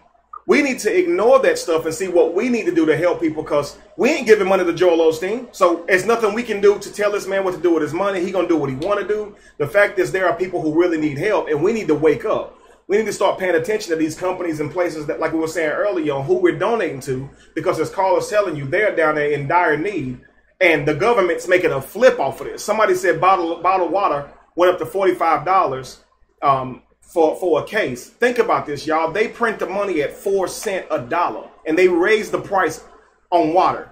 They shouldn't have a right to raise the price on anything. The fact that they're making a flip just off the money. You think you're buying products, but you're really buying money. Like, I want you to imagine this. If you see something that costs $1, okay, it costs $1. A pack of Mambas at the dollar store, right? I eat Mambas because, like, you know, it don't have gelatin in it, and I'm vegan now. So a pack of Mambas from the dollar store. When I go to buy a pack of Mambas, I'm buying it from Mamba, right? But the government's making a flip. That's $4. See, it's 4 cents a dollar, right? So now I'm really, that's $40. You see what I'm saying? I just paid $40 for this Mamba to the government. You see what I'm saying? For what they can print. They should never ask you for any money when it comes to natural disasters on how much money they're making. They tax you on your check. They tax you every time you buy something, right? And now check this out. You pay insurance. Who runs all that stuff? Who runs all these insurance companies? What if I told you that was the government as well? And so you have to think that they're extracting money out of your check every month for your health situation. Now, you have insurance for a year and never use it. You change jobs. Do you get that money back? Do you get a dime of it back? All that money you've now given to an insurance company to help you pay for medicine and a doctor's visit in case you get sick. Now that you did not get sick and didn't need to use that insurance, they don't give you not a single dollar of that money back. What did they do with it? So you don't ever see insurance companies donating to natural disasters, any of that stuff. It's all left up to you. And they use a few celebrities because they know if they can use a couple of celebrities saying Red Cross, you won't think about it. And because you like Kevin Hart or you like any of these celebrities who donate to Red Cross, you're going to do it. And that's what they want. You don't understand. They use their puppets to puppeteer you. So they push their agendas any way they can. And that's what we have to wake up to see. It's about humanity. So at the end of the day, it doesn't matter if they're Christian, Muslim, black, white, Hispanic. It doesn't matter. The fact of the matter is there's no such thing as race, right? We're all one human race, period. We should love one another regardless. And to put a value to your products or whatever, or put a value to your equipment or whatever, or your carpet or anything when it comes to letting somebody who really needs somewhere to stay because it's freaking flooding outside, right? You have a problem, and something like that should tell you a lot. You know, something like that should simply tell you just a whole lot about an individual. And it's not necessarily to say, I'm mad at Joel Osteen or I hate him, because why should you give this man any of your energy? But at the same time, why would you give this man any of your energy? And when I say energy, I mean money. Why would anybody continue to donate to him? And it's simply because he's protected by being a minister and saying that he teaches Jesus. And in all honesty, when you subscribe to a religion, you have that type of immunity. And this is not from God or the deity itself. It's from the people who believe in the deity. And this is one of the problems with religion, Kaylin. If you're still on, you would ask, why do we talk about it? Because it gives people a way out, and we have to be able to look at people in their face and know what we're looking at. For instance, myself, people will say I'm a devil. Now, caller, you're a faithful watcher. I don't know if I told you, but for the last 2 months, I get a notice or notification on Facebook that tells me the followers that like the most and commented the most. And for the last 2 or 3 months, it's been you and another person at the very top of the list every time. So I know, I'm saying this because I know that you actually pay attention. Can you say how, is it often or a few times that you hear me get called a devil or a demon of some sort? It's all the time, Kevin. All the time. And I say that because, guys, what we do is we use these type of terms to dehumanize somebody so we can treat them some kind of way. If I say you're a demon, now I feel more comfortable about telling you you're going to hell, or telling you that, you know, your whole life going to be jacked up if you don't follow Jesus, or calling you stupid or something. I have to dehumanize you first. And this has been done since the beginning of time. Before the Holocaust, the Jews were dehumanized. Okay, before slavery, the blacks were dehumanized. You know, so this is something that they do all the time. And my thing is, we need to start dehumanizing some of these monsters. And I say monster not in the term that we've been taught what a monster was, a big old ugly green or red slimy little thing that kills people. I'm telling you, that's what TV taught you, so you didn't know what a monster was. Okay, a monster is someone who has all this stuff and will let other people die just because they like all that stuff. Like, that's a monster. Like, they're not going to come in your room and attack you, but they really don't care if you die or live, and you still giving them money. We got to wake up. So I said that to, since I said that, I just want to go ahead and give Carl another moment to continue to finish saying what she was saying, because I just wanted to elaborate, Carla, that we definitely need to pay attention to what you're saying, because people need help. You know, this is from what we see in our reality on the news, and we see a few people here and there on boat rides. You know, it's way more than that. You know, it's way deeper than that. Carl, are you there? I'm here. All right. Yes. Yeah, so okay, you're there. I'm here. Okay. And I want to say this, family. I came out the first time with my YouTube channel. Not a YouTube. I'm having a problem getting on YouTube. But Facebook keeps shutting me down because I talk real shit. Mm-hmm. Shutting me down. And when I filmed for the very, very first time, it's probably at over 4,000 views. But I want to say this: that's not much, but it's gaining its momentum, and it's putting me out there with my own platform. And what I want to say is this: when I came home for the first night, outside getting my highness on, okay, I am not lying to you. What I thought was a moon was what I looked up, and I'm looking at right now as I'm in the backyard, and it literally like opened up, and it looked like a moon, but it was dropping off powder. Dropping off powder. We talk about chemtrails. I posted something, family, on my page, whereas I became a vegan. I was supposed to do it on Monday, but because due to us being evacuated out of here, it took me out of my element. So of course I didn't do vegan because that's something I wasn't prepared for. Another thing I said, and I'll keep it real, I was going to stop drinking alcohol as well. I said after today, that was it. I'm going to go to Mother Earth because I know go. Okay. I showed my nephew how, I said, look at how it keeps opening up. Closing, but dropping fumes down. Closing, opening up, dropping fumes down. Wake up. This rabbit hole goes so deep. We don't have recessive genes. Again, I say this is not to every ethnicity. Other colors. We are the sun gods and goddesses, so we come from love. We come from, guess what, procreating. We come from the universe, so we're going to love. But I'm going to tell you where I've reached. March, protest, or forgive. You fucking hit me, I'm going to knock the fuck out of you. I am with this now because I know I have to protect myself. I even told my nephew, we're in survival mode right now. Houston is in survival mode, family. like you cannot trust everybody that you're allowing into the home, because everybody's mind operates differently. It means necessary. Okay? Everybody doesn't have that heart like I would have to be played with either. When I love hard. When I hate just as much. Mm-hmm. The thing is this. On Irma, keep your eye on where you are, because they're coming for you. And it has to do with the Rothschilds, the Rockefellers, the globalists, and the elitists. This is big. It's deep. This goes so much further and beyond what our minds have fathomed. But you know what? At this, the ancestors saying we are vibrating at such low frequency because we have not been taught us to look at that as demonic, just like the pineal gland. Mm-hmm. Absolutely. They have demonized that. They've demonized yoga or anything else outside of their realm of Christianity that we are afraid to even touch it. Our ancestors are demonized. All of that shit has been demonized. Absolutely. The mayor told us not to evacuate. We stayed. We could have lost our lives. That's what I have to say. My family.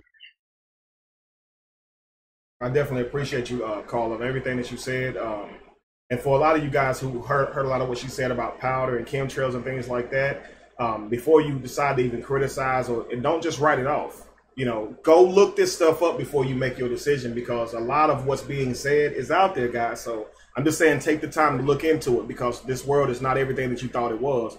We 100% have had it flip-flopped on us. You see what I'm saying? So the things you've been taught were evil. We have now found that it's not evil. And for a lot of you who were Christians and you looked at the all-seeing eye that they use on the dollar and thought that was evil on your journey, now you're at a place in your journey where you know for 100% fact it was never meant to be evil at all. It's a piece of the brain. That's all. You see, and it's one of those things where if you get taught that it's Illuminati or evil, it'll work on you. Like, just simply, if right now, if I was to say, you know, what does a swastika mean to you? You would say it means racism. It means you hate everybody that doesn't look like you. Well, of course you would. Now, the honest to God truth is that's not a fact, but you wouldn't be wrong. See, you wouldn't be wrong for thinking that, because that's the realm in reality you live in, is that's how the swastika is saw. But I would have to tell you that if you do research, the swastika was really a sign that meant good luck, and it came from Ethiopia several 100,000 years before the swastika was ever on a patch on Hitler's arm. But now, because we came into the world after this swastika was on Hitler's arm, we believe that it means something evil. And that's what I mean. It's all about perspective. You have to be willing to take a look at something and say, you know I've been raised to believe that was bad, but that doesn't necessarily mean it was bad. You know, we were raised with beliefs that weren't validated, and we succumbed to them, right? We subscribed to them. And then and every one of us have had a belief, you know, that we found out wasn't true. You see what I'm saying? That someone that loved us taught us and didn't lie. They didn't lie. So let's just keep it simple. And I'll say this right here when it comes to, just our beliefs alone, because we're talking about critically thinking and looking at the situations that go on in our government and our reality. But like I said, I think the reason that we cannot do that is because we have been conditioned to not question, and not to question, period, but to not question authority. You know, so God is synonymous with government. You see, Hobson said in one of his songs, what if Jesus was a facade? Then that would mean the government's God. Exactly. So you think about that line. If Jesus never existed, then the government is God. You see, because they gave you that book, and because you believe in that book, you abide by everything that they teach, because that book also tells you to obey Pharaoh's law, or to obey your government's law, or to obey the laws of the land, I should say. But what you should consider is, because something is a law doesn't mean that it's moral or right in terms of good for everyone. So let's just be technical. Let's just look at the Bible, for instance. We hold to certain things in the Bible as if they come from a righteous place, but they don't. Let's just say, for instance, whether or not you agree with homosexuality or not, just because like Smash spoke on it earlier, so I'm going to use this for an example. Whether or not you agree with it, if you have a problem with it, it's your problem, because the two people that you just saw together obviously don't have a problem with the way they choose to spend their time in private, right? Or even in public. You know, if they are holding hands in public or whatever, they obviously don't have a problem with it. You do. Now, when it comes to them going to a hell, we know that's not true. If you want to say it's not natural and it doesn't bring forth children, okay, but why do you care? See, the simple fact is, if you're not homosexual, it should be disgusting to you. Like, I'm not homosexual. The idea of two men sleeping together makes me want to puke. I think that's okay to say without sounding like you hate someone, because I think that I think a person who didn't like women, okay, a homosexual male, would probably think that a male and woman having sex is disgusting. You see what I'm saying? So you're not like, I don't like chickpeas. It don't mean I hate chickpeas. You see what I'm saying? Like, so. But we take this authority to tell somebody else they're wrong or worse than us because they live a certain lifestyle. And I believe religion is what has given us the confidence to do this to each other. Like, think about it. If something was really going to be considered wrong or evil, because we don't have a morality or a standard to go by when judging something as wrong or evil, because there ain't no God ever told nobody to write nothing in no book, right? And we know that the God who did tell somebody, who supposedly told somebody to write something in the book, his idea of 10 commandments to give everybody to obey was crap like, don't put no other gods before me. Like, that's what you get, like the holy God of the universe giving us literature to obey, and you say stuff like, make sure you don't forsake the month of Abib. Like, that's really what you put in your 10 commandments? And for those of you to say that's not the 10 commandments, it really is. What you think is the 10 commandments is not the 10 commandments. Like, it really isn't. Like, what Moses came down from Mount Sinai with, he actually broke, if you remember the narrative or the story. Like, Moses comes down from Mount Sinai with 2 tablets, and upon seeing the Israelites worship a golden calf, he throws the tablets onto the ground and shatters them. So the inerrant word of God that he was supposed to get, that God was supposed to give Moses, never got to the people. Now, this is what I mean by we don't question authority. They don't question God. Of course, you better not. But they didn't even question Moses. I'm going to show you something, man, that I guarantee you're going to say, nobody ever told me that before. Moses comes down from Mount Sinai with the 2 tablets, right? The Bible calls the tables. So they had to be pretty big tablets, right? Big old stone tablets, all right? You know he was up there for about 40 days? So it took God 40 days to carve these 10 commandments into these stones, right? And when Moses walked down and saw these Israelites worshiping a golden calf, this man just threw them on the ground and broke them. Like, literally cut a tantrum. Now, what's crazy is, after Moses did that, he tells the Levites, because the Levites were the 12 tribes of Israel, and tribe of Levi was the only tribe said to not worship the golden calf. So Moses tells the Levites, go into the camps now of all the people that you love, and take your sword and impale them, stab and kill them. And the Bible says the death toll equaled 3,000. Now, nobody even questioned Moses for slamming those commandments down and breaking them. Like, you was up there for a whole month, and the only reason we built this freaking golden calf is because you was gone for so long.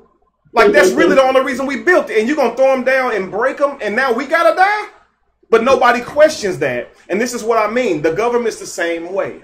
They get to do whatever they want, and because they stand in place of authority, like, for instance, that officer who saw, and you got to look this video up, guys. The officer who saw the man coming from Texas helping people, he screams to the top of his lungs, like, get down here. And the guy says, why, sir? He said, because I said so. Now, just that alone, I want you to understand something. The government, now watch this. The church ordained someone, and they stand in front of the church with authority, speaking what they say is God's word. And they speak this stuff without any type of fear at all, okay? Any type of regret at all. They speak this stuff. Now, an usher, while that preacher's up there preaching, is on the side in church staring at somebody just to see if they chewing gum, right? Like, probably being more disruptive than anybody. Hey, hush back there in the back row. Well, can't nobody see you talking but me. Really? People trying to hear the preaching and you over here talking. But what gives them the authority to do that? Because they've been ordained or put in place by someone who was ordained. This is the same thing that happens with our world today. A man walks up to you and he has the audacity to treat you badly because he's wearing a freaking badge. Like, you think that badge gives you a right as a human being. Like, you go home just like me and take that crap off and wash your behind just like I do. You're a human being like me. But you're going to act like you better than me and you have some authority over me because you're wearing a badge and treat me like I'm crap. But we know that you go home and you're a human being just like me. But how do they put this uniform on and totally forget they're human? How is that possible? You supposed now at home, you love your kids, your wife and family. You go out and be nice to black people in your regular clothes. But whenever you put that uniform on, hush, because I said so. And I'm going to tell you what's crazy. It ain't a white thing. I watched a video where a black man was in another black lady face telling her that she couldn't cuss. Like, I swear to God. Like, literally, this man was telling her that don't say ass. And she said, I can say what I want to say. No, you're not going to use this language in public. Boy, who are you to tell me what I can say? You going to take me to jail? Are you serious? And now she made a joke to him. She said, you were speeding on that highway, wasn't you? And that's what started the that's what got him so mad. He felt like she was telling him that he was speeding, as if she don't have a right to tell him that he wrong because he a freaking cop. See, my thing is like this. You going and working directly for who really we know is the enemy. The government is in the way of progress. I promise you, we living by outdated laws. And you know we living by outdated laws and outdated thinking, because as soon as we start talking about freedom, we start talking about what was written down 50, 60 years ago. Please understand that just because somebody wrote down you was free don't mean you was free. And just because somebody write down you was slave don't mean you was slave. I'm talking about we need to evolve to a point to where if somebody writes something on paper, it ain't even going to freaking matter. You see what I'm saying? I'm talking about to the point to where we're saying you can write down on a piece of paper whatever you want to write. It does not mean it's going to change my reality. Like, for instance, they wrote a bill to where they can kick in your house now without a warrant. So when they show up at your door, ready to come in your house, and you say, where's your warrant? We don't need one anymore, man. We now have the right to kick in your door. You're going to say, oh, okay, and let them in. No, it's your house. I don't care what you have on paper. It doesn't give you a right to just come up in my freaking house and violate me. But because we believe they do have that right, we won't even say nothing. The fact that the government can write on a piece of paper, you have a right to go in anybody's house now. Do they have a right to go in your freaking house? Like, you see what I'm saying? You have a right to your privacy. You are not a slave unless you allow yourself to be. And that's my thing. Can we step outside of being controlled by spells? Okay, as a child watching cartoons, okay? As a child watching cartoons, you were taught a spell was words that you couldn't understand. You thought it was abracadabra or seem salabim, right? From like Johnny Quest. We hear these magical words quoted and doors open and people get put under trances. But what if I told you a spell is not strange words? A spell is not foreign words. A spell is that which you understand. And see, you've been taught in school that a spell was something that you didn't understand. It's just supposed to work on you. If I ask you a question in another language, you cannot respond to something you don't understand. So trust me, a spell is something that you understand. First, I got to teach you the spell, and then the spell can work on you. You see, so the fact that you think that because they wrote something down, it means that they have a right by law. No, it means that you fell for the spell. It's a spell. It's a magic trick. Now you see it on paper and you think that literally gives them a right to come in your house. Are you serious? And that's the stuff I'm talking about.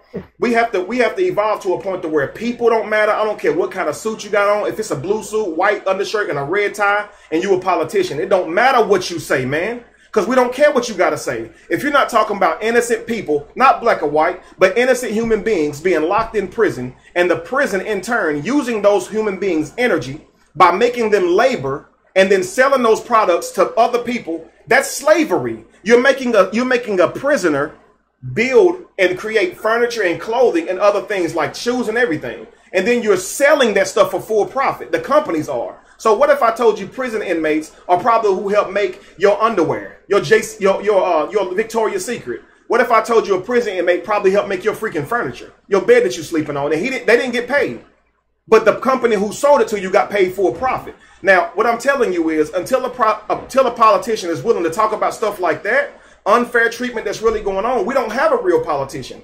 So that's why I'm saying understand that your reality is a matrix. It is being created for you. None of this stuff is real. If you think somebody really can get voted for and help you, you're just as crazy as the person who think he can get voted for and help you.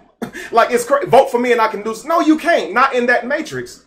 You see what I'm saying? Not in that matrix. If I were that woman, that black woman who was being treated like that by that black cop, I would have stopped and looked that man in his eyes and said, have you ever heard of the Runaway Slave Patrol?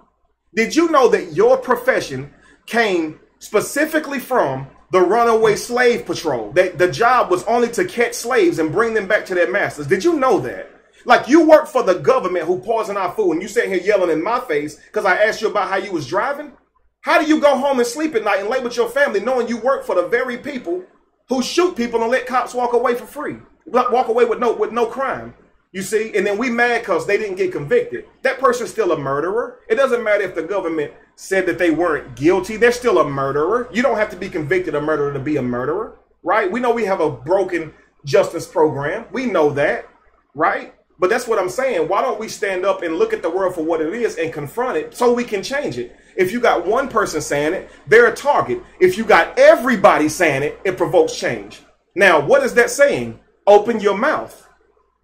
And if you're at a place in your journey to where you don't have the confidence or the courage to open your mouth, then help out where you can. You know, like somebody said earlier, man, Kevin, honestly, I ain't got it. I'm pinching. Man, I believe you. You see what I'm saying? So that's why it's like a few people donate from Sunday to Sunday. A few people are very faithful, and I depend on y'all. But I don't get on this thing expecting everybody to give. Like, how many times has Josh said, just give $1? Everybody's not going to give. If I was here for that reason, I would have been left it alone. Trust me. Trust me. I would have been left it alone. My whole life changed since this video went viral. I care so much about changing the world. And when I say changing the world, I don't mean the actual planet itself. I mean changing us. If we change, we are the world. If we change ourselves, the world would be fixed. We would not have a problem. But we need to know how to do it, because here we are, this generation who went through basic public school, getting information on how to be good workers. Here we stand as a bunch of people who were recently slaves, and most of us still are. If we want to get technical and honest about the actual definition of a slave, we are. And so here we are standing as slaves and don't know how to free ourselves. You see, so we have to be able to talk about it in the open with critical thinking so we can create new avenues of thinking, because what has been done isn't working. Yes, you know, you can riot, of course, but does it work? You can protest, of course, but does it actually breed change? Does it? Because if it doesn't, we have to continue. We have to stop doing that. We have to start learning from our past mistakes. Now, I'm not saying don't protest, because protesting is how you bring awareness to certain things that need to have awareness brought to them. But outside rioting, I don't think that helps, guys. And that's why I say that, like, we have to understand that we're burning up energy and we're not bringing change if we're going to continue to do that. And that's all I'm asking.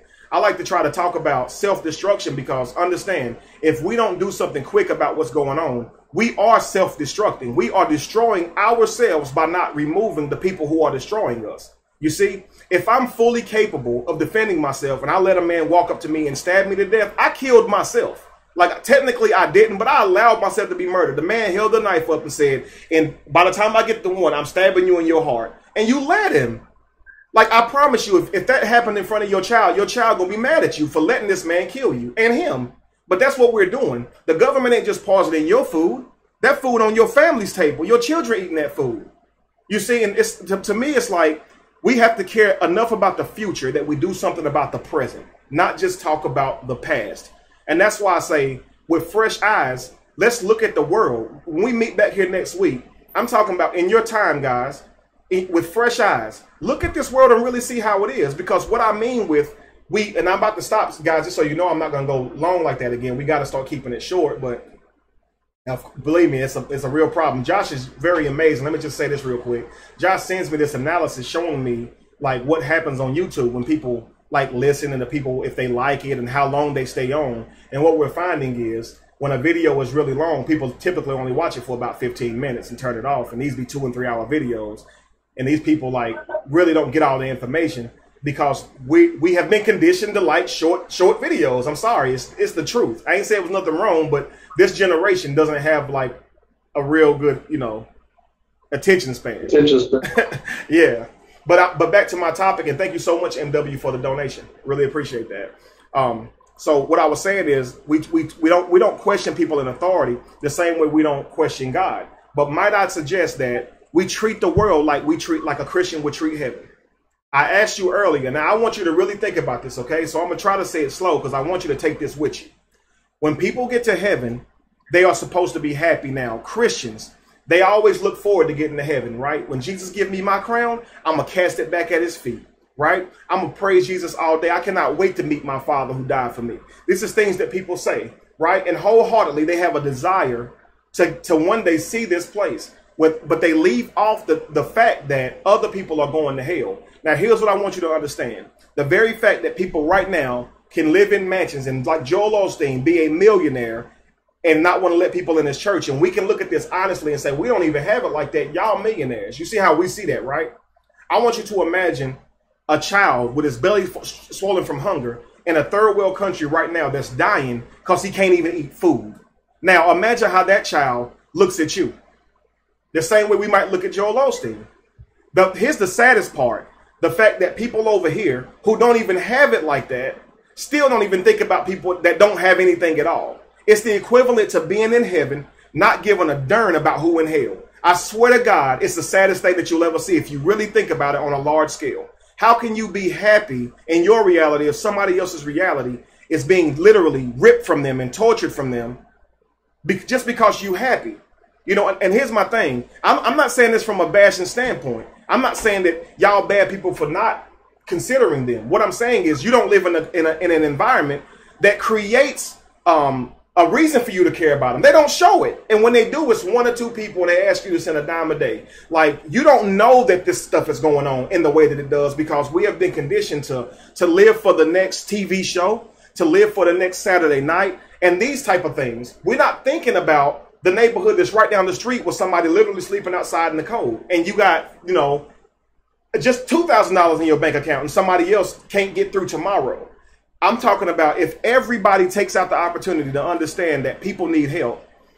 When I start my nonprofit, all I'm asking, I just want to do a challenge. If everybody gave $1 to the nonprofit, we could help Texas. I'm talking about if everybody in the United States said, you know, $1 ain't gonna help me. I mean, hurt me. I don't even like the guy. Hey, I believe in Jesus. He don't even believe in Jesus. It's just $1. I get a man $1 and see what humanity can do outside of religion. Because I'm telling you guys, like I was telling you the other day, before we, you know, work our way to ending this, Smash. I was telling you today, Smash was telling me, guys, how he's looking to, you know, get his videos and stuff out there, and it's hard because for one, the information that we're bringing is controversial and it's not popular. People care more about stupid stuff. Like there's a dude who rips open bags of chips in convenience stores and all his videos go viral. You see, like, and not to bash him. If people liking your stuff and you going viral and you getting sponsors, then maybe I need to go in the store and rip open some dang chips. You see what I'm saying? If it's working. But my thing is, why do we support that? But long story short, I just told him, I said, man, trust me. I know exactly what you mean because I lost my job for speaking the truth. You know, I said, I have people that, I said, you see people on my show tonight that'll donate. And I said, but it's not enough to make a living off of. So believe me, this is hard. This is hard. And I say make a living, I mean enough to just pay your bills and not have to worry about how you're going to freaking pay your rent. You know, so I know a lot of people, they have the understanding and they know, I know Kevin need donations, so I'm going to help him. But at the same time, you have other people that say, why you even need donations? Why don't you just get a job? Understand something. That's what religious people do. You see what I'm saying? Like that's something that heartless people do. That's something that selfish people do. You see a homeless person on the street and he needs a place to stay or he needs a few dollars to eat. And you say, why don't you get a job? That ain't going to feed him. At some point, your humanity has to be greater than your excuses. You see what I'm saying? Like, I think that if you're going to have the audacity to tell that man to get a job, then give him a couple dollars too. You're just shouting at him and we're not going to get anywhere.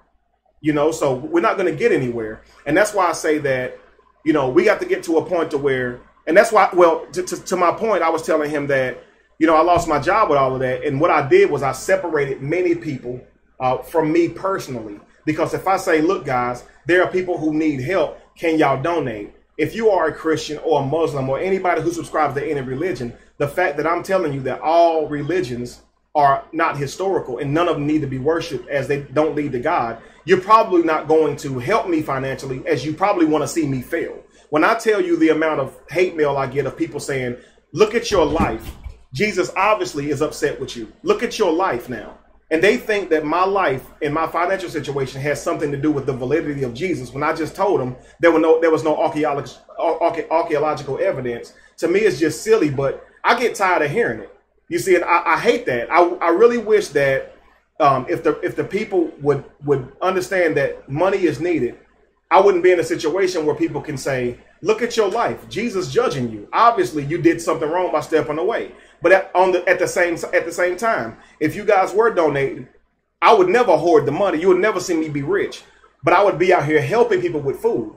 And if I were doing that, they would say, Satan probably blessing you because you don't worship God, but you're going to get your punishment in the next life. See, you can't win for losing, you see. But I would much rather them say Satan blessing me than Jesus cursing me. It freaking sucks to be in a financial situation like this. So I guess from where I stand, I completely understand what it's like to be in a worse financial situation as I saw it firsthand.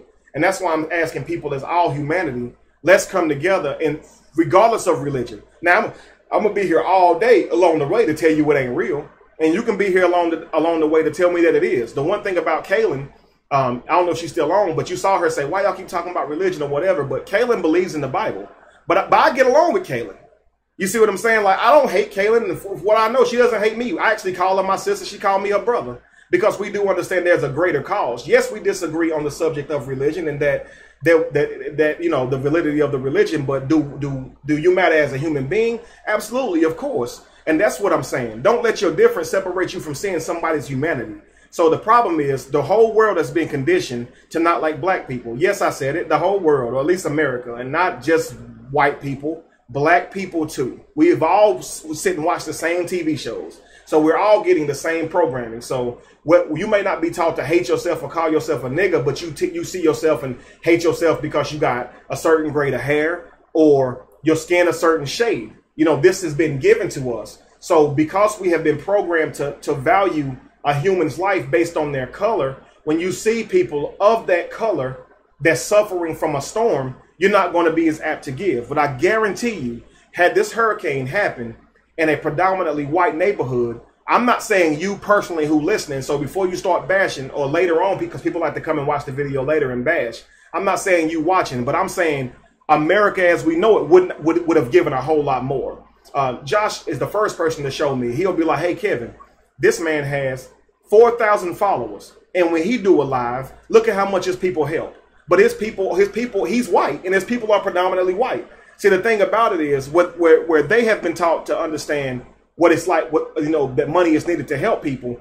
We have not necessarily been taught that. Like a lot of black people have been taught that you on your own, right? Make it on your own. All you got is you. We're trying to undo all of that and say we have to come together, y'all, at some point, or this world is going to stay the way it is. They make up 1%. Why can't we wake up? That's my whole thing. Like, why can't we wake up? We got somebody who actually, is in Texas and saw this stuff firsthand. They seeing this stuff, telling you firsthand, like, what it appears to be to them. We cannot keep going, not acknowledging these things. At some point, we have to say, that's it. Let your actions speak. Because I'm to the point to where I'm tired of talking about it. Every week, y'all see me get on here and talk about how much I want to help people. I'm going to tell you something. I don't talk about myself personally a lot, but I'm just going to tell you something. For me, I'm a person who likes to help people. Like, that's why I was created. If everybody has a reason that they were created, I was created for y'all. I swear to God, I've never thought about my life as my own. I've always thought about it to help people and give people what they need. And I guess for me, I've always been in a situation, well, not always, certainly, because my life started off rough, but since I've been a working man, right, I've been in situations where I can help people with money. I've always made really decent money being in sales. But now I'm in a place in my life where I can't help nobody. And I've never been at that place. So more than it hurts me to suffer as an individual, it hurts me because I can't, I guess, pleasure myself because it pleasures me. I enjoy to get out and help people. So just as much as somebody might say, I like to get out every now and then and enjoy my Friday night. Like, that kind of stuff don't really get me. I really love helping people. So that's why I say I want to create, a nonprofit. And when I do, I ask y'all not to let me down. And I want y'all to know now, if y'all donated now within excess of what I needed to survive off of, y'all would see me out here in Texas. Like, I want to shock the world and show them how it's supposed to be done. But I can't give myself $1 million. I need y'all to trust me and be able to donate so we can do these things. Because somebody going to have to show these people how it's done. I want to be the first person to say he gives away every single dime that comes to him when someone donates to another place. I don't want to be a person to say, well, I keep 1% of it or 2%. Like, why are you keeping any of it? You ain't the one that got flooded out. You see what I'm saying? Like they did. And they need all the money they can freaking get. Like a man said that with Haiti, Red Cross raised billions of dollars, billions of dollars, and he says you can count on two hands how many houses they built. That alone should wake some of y'all up alone. Like that alone should wake y'all up, because we're talking about Haiti. We're talking about Haiti, a land that has been destroyed by hurricanes for a long time. So the land ain't even expensive there, and they put up enough houses, or few enough houses that you can't even count on two fingers or whatever. So you got to think about that, you know. And I want to say this right here to you guys. Somebody had told me the other day, they said, man, Kevin, you amazing. You know, I hear you and I hear the stuff you say, and I just think that you're amazing. I want y'all to understand something, that we are each other's reflection. When you hear me and what I say resonates with you, and that thought comes in your head that man, he is amazing. You are amazing. You are the one that's amazing. You agree. Like you see it that way too, and that's why it struck you like that. So what I'm saying is, if you feel that way on the inside, then also let your actions speak. You feel what I feel, so why not help? Why not do what you do? You see what I'm saying? Why not make it known? Because a tree is known by the fruit it bears, right? That's another proverb. How we know you care if you don't show it? How? And that's why I say we got to get to a point to where we actually literally say actions over everything. I think you told me the other day, brother, Smash, you said love is a verb. You know, I used to say this all the time in church. You know, love is an action word. It's action word. Like telling me you love me. I mean, that's cool. It's nice to hear, but you know, being there for somebody when they're in need, that's so much more. And that's what I'm saying, guys. If you're not going to get to a place in your life where you care enough to, and I hate to call it sacrifice, because that's a term that we learned from a biblical book. I venture to say that when you give someone something from something that you have, that's not sacrifice. I think that's natural. I think that's natural. I think it's natural to help somebody in need, but we have been trained to believe it's not. So we call it a sacrifice. Everybody has to say it's not a sacrifice.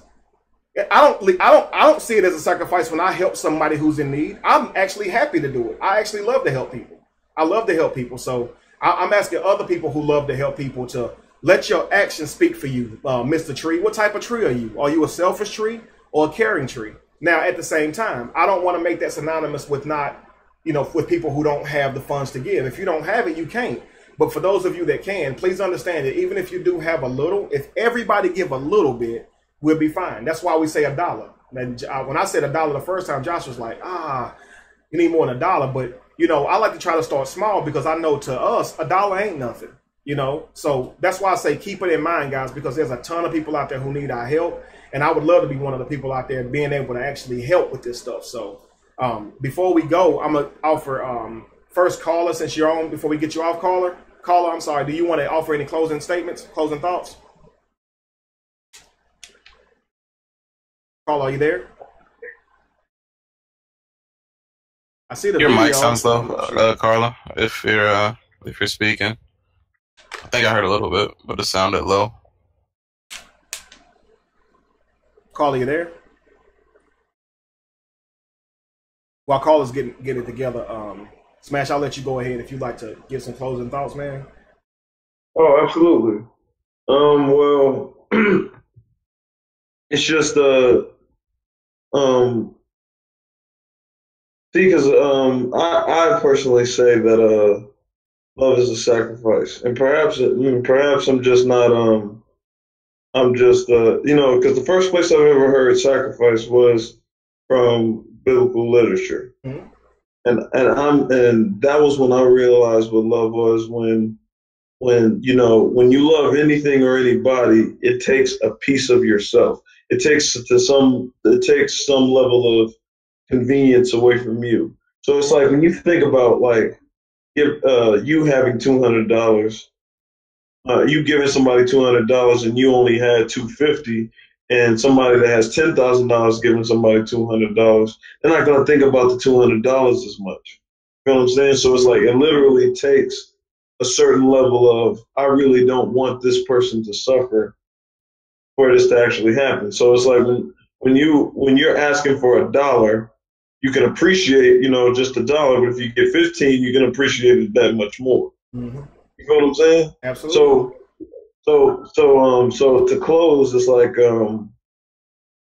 that was one thing that I dedicated myself to mastering, because if there was anything about me that was like that, I used to give myself to anybody like that, to where I give anybody get anything out of me.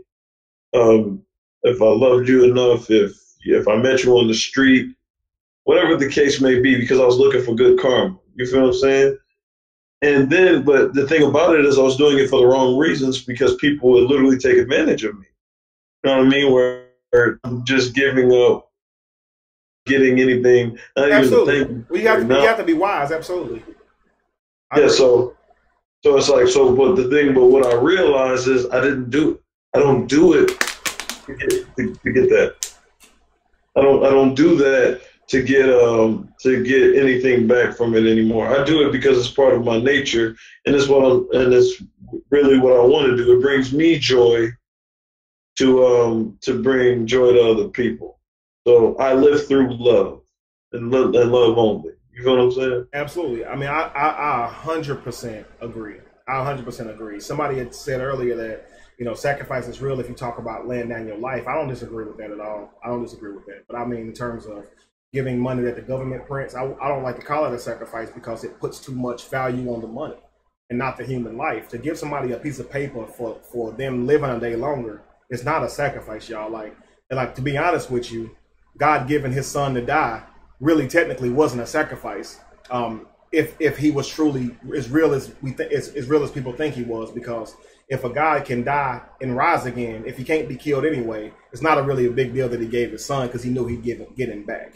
Now, if I gave my son for y'all, knowing my son ain't gonna come back to me, then that's a sacrifice. But if my son is eternal and I know he's just gonna come right back, that's not really a big deal. But you've been taught to see it that way, and that's why I say, we have to be able to look at things through a different scope. If God is all loving because he gave of a person who really can't die, then what is all loving?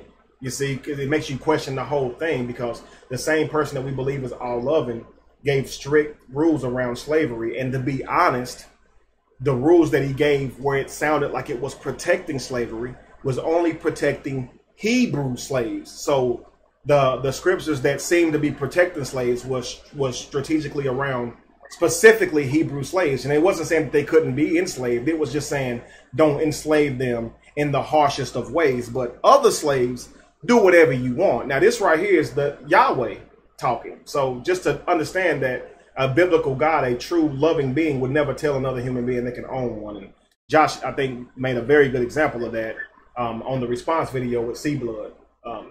Josh, I don't know if you don't mind, saying that again, what you said the last time, but you were just, Josh, you there? Yep. I mean, I don't know what you're talking about though. Sorry. Oh, okay. No, you're fine. You were just saying about God being, in terms of being all loving and giving his life. You gave an example of that on the Sea Blood. I don't want to get all the way into it because I've been said the whole thing. I don't know how much it was. I don't even remember. Dude, that was like 2 hours. Keep making these super long videos. I don't remember. Oh my God, Josh. If you remember it, go for it. I don't remember, man. I'm sorry. You got to jog my memory or something. I don't know what I might have said. Well, no, Sea Blood was just talking about how the Bible it's all loving. He was just saying like it's about love and kindness and all that kind of stuff. And you were just asking a simple question like, if I was to ask God, why are you doing some of the things that you're doing? It literally would not make sense. I can't say it the way you said it because I'm not the one that said it, of course, but yes, I really wish I could remember it within context so you could remember and say it. You're really hard to talk to, just so you know. And I'm gonna tell y'all something about Josh. I'm gonna tell you something about Josh, y'all. Wow. Now, Josh my guy, but I'm gonna tell you, I didn't hear from Josh the whole time. My mouth was messed up. Josh shows his love in a weird way. What? I asked how you're doing like every 2 days. I asked you how you was doing because I ain't hear from you in like 3 days. That's not true. Well, I was in high mode because I had the week off. Josh, I'm just giving you a hard time, man. I'm giving you a hard time, man. Come on. He still shows love in a weird way. I didn't hear from him that often, y'all. Like it was like twice. I thought I did better than that. You really didn't. I'm sorry, man. No, man, it's all good. It's all good.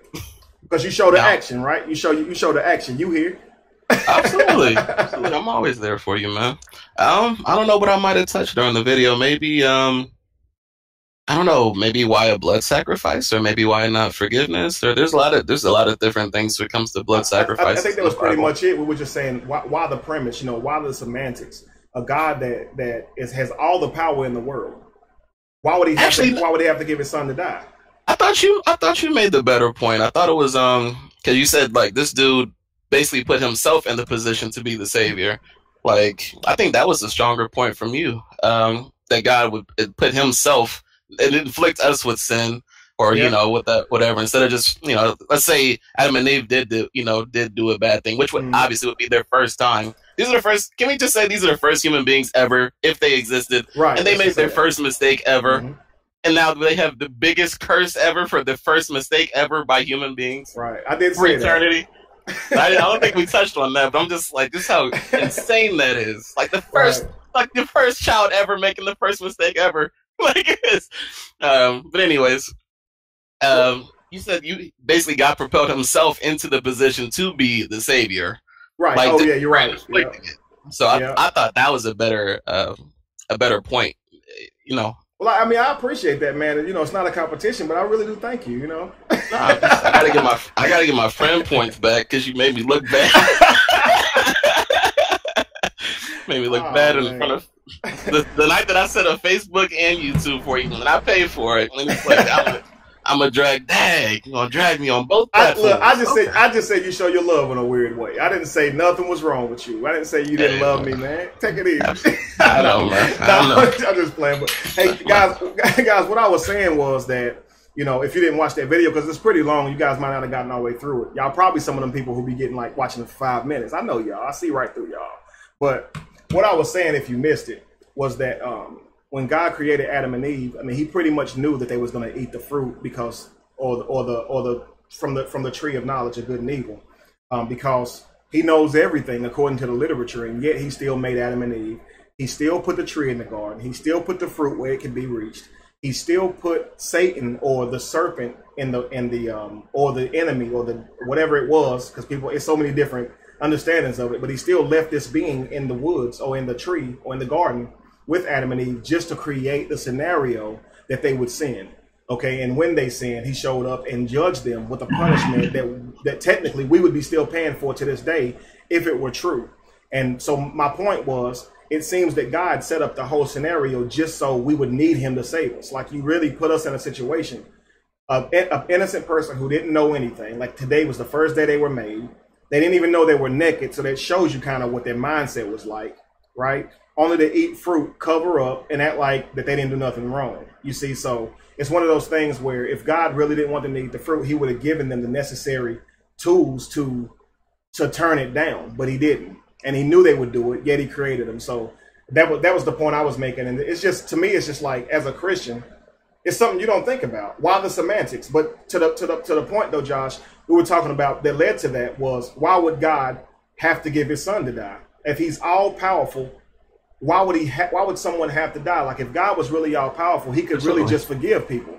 You see what I'm saying? Like, just not do it in the first place, right? Or just not do it in the first place. Like, if God, right, if you were truly all loving and this happened, and Adam and Eve said, "Listen, God, we realized we was naked after we ate the fruit and we covered up. We're very sorry." If you was truly all loving, that was the opportunity to show you was truly all loving right there. They just ate a piece of fruit, man. Like, you gonna punish them to die, like, forever? Like, everybody that didn't even do it, like, and that's the thing about it. Go ahead. I remember, I think this was like when we first started talking or something, like maybe like a month or two, maybe a little bit more than that. But anyways, I told you that, like a father, like with his children, you have to spend time with your children. I said, I made the point, God never took the time out to ever explain life to these people. Like, there was never any lesson on life given to what would be the first two people ever on this planet to ever put their feet on this world.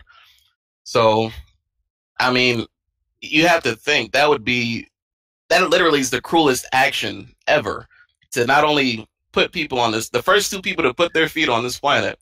You're going to judge, you already know what's going to happen. First of all, you're going to let it all play out.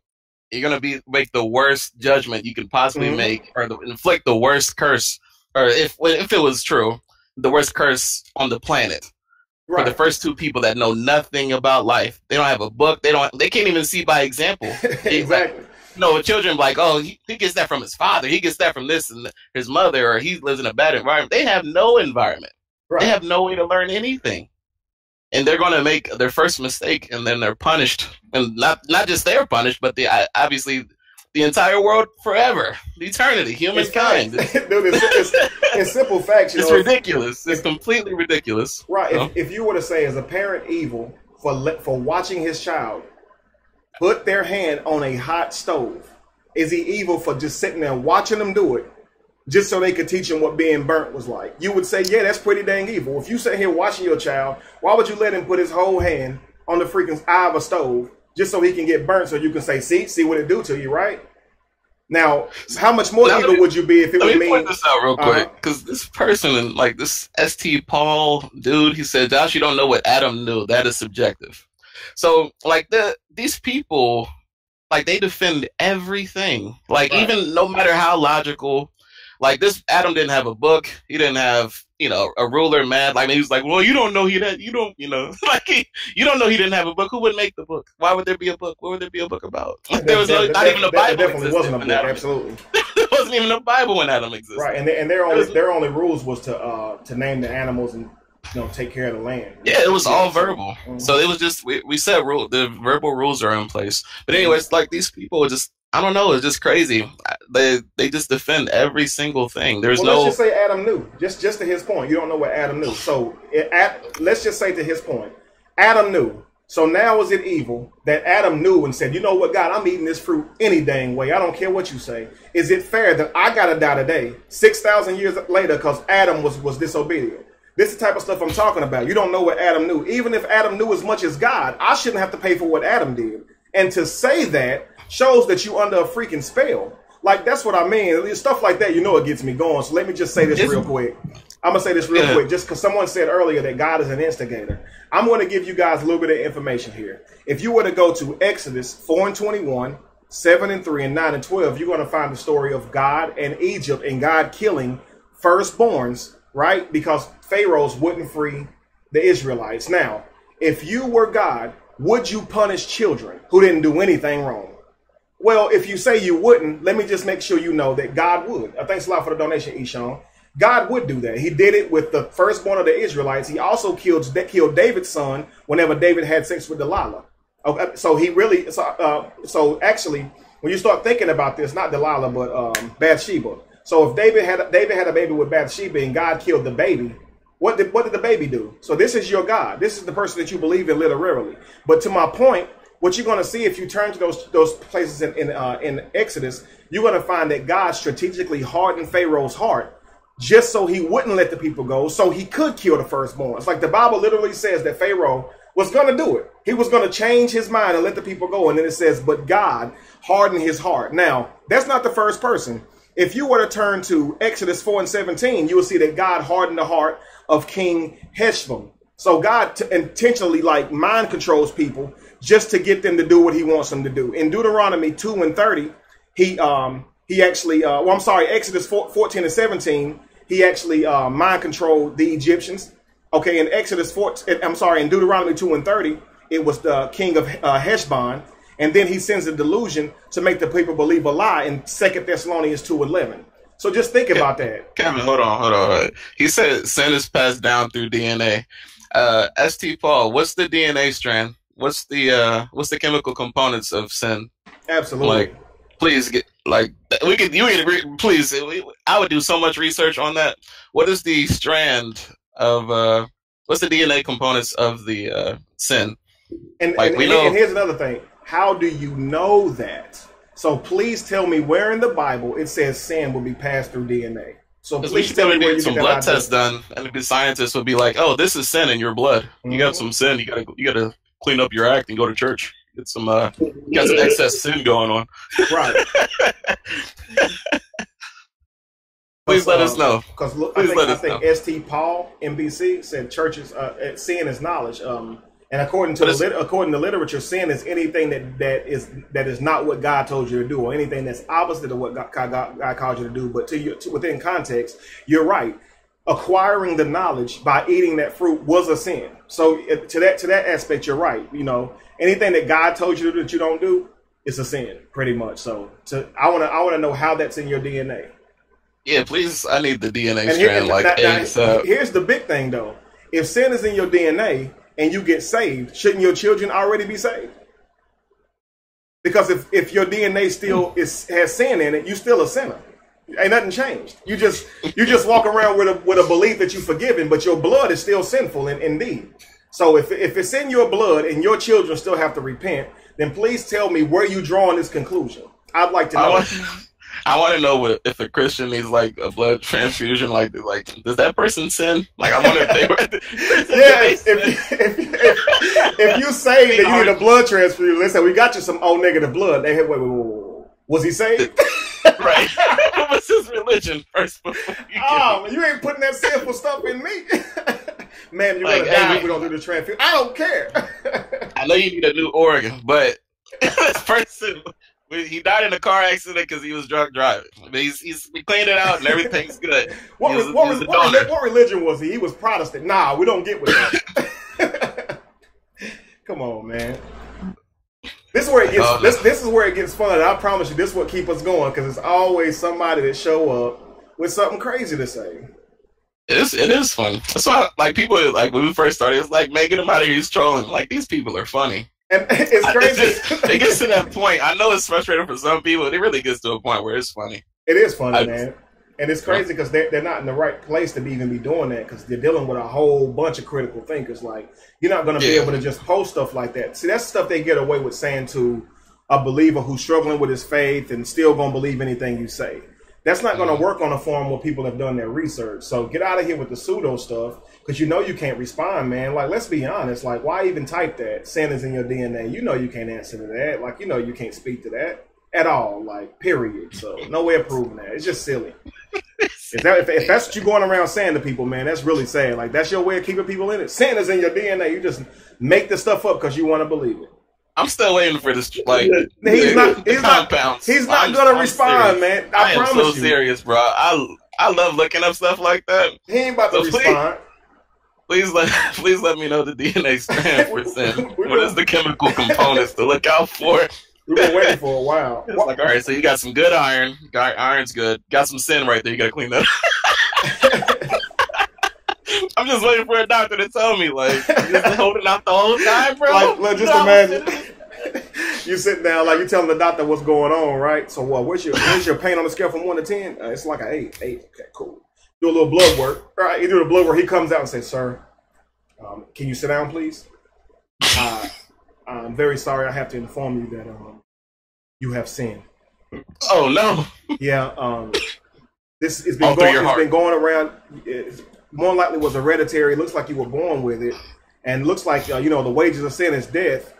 And if you don't, now, what can I do to fix this? Well, apparently, all you have to do, according to my medical book, is repent to a man named Yahweh and confess that you believe in another man named Jesus, and then your sin will automatically be removed.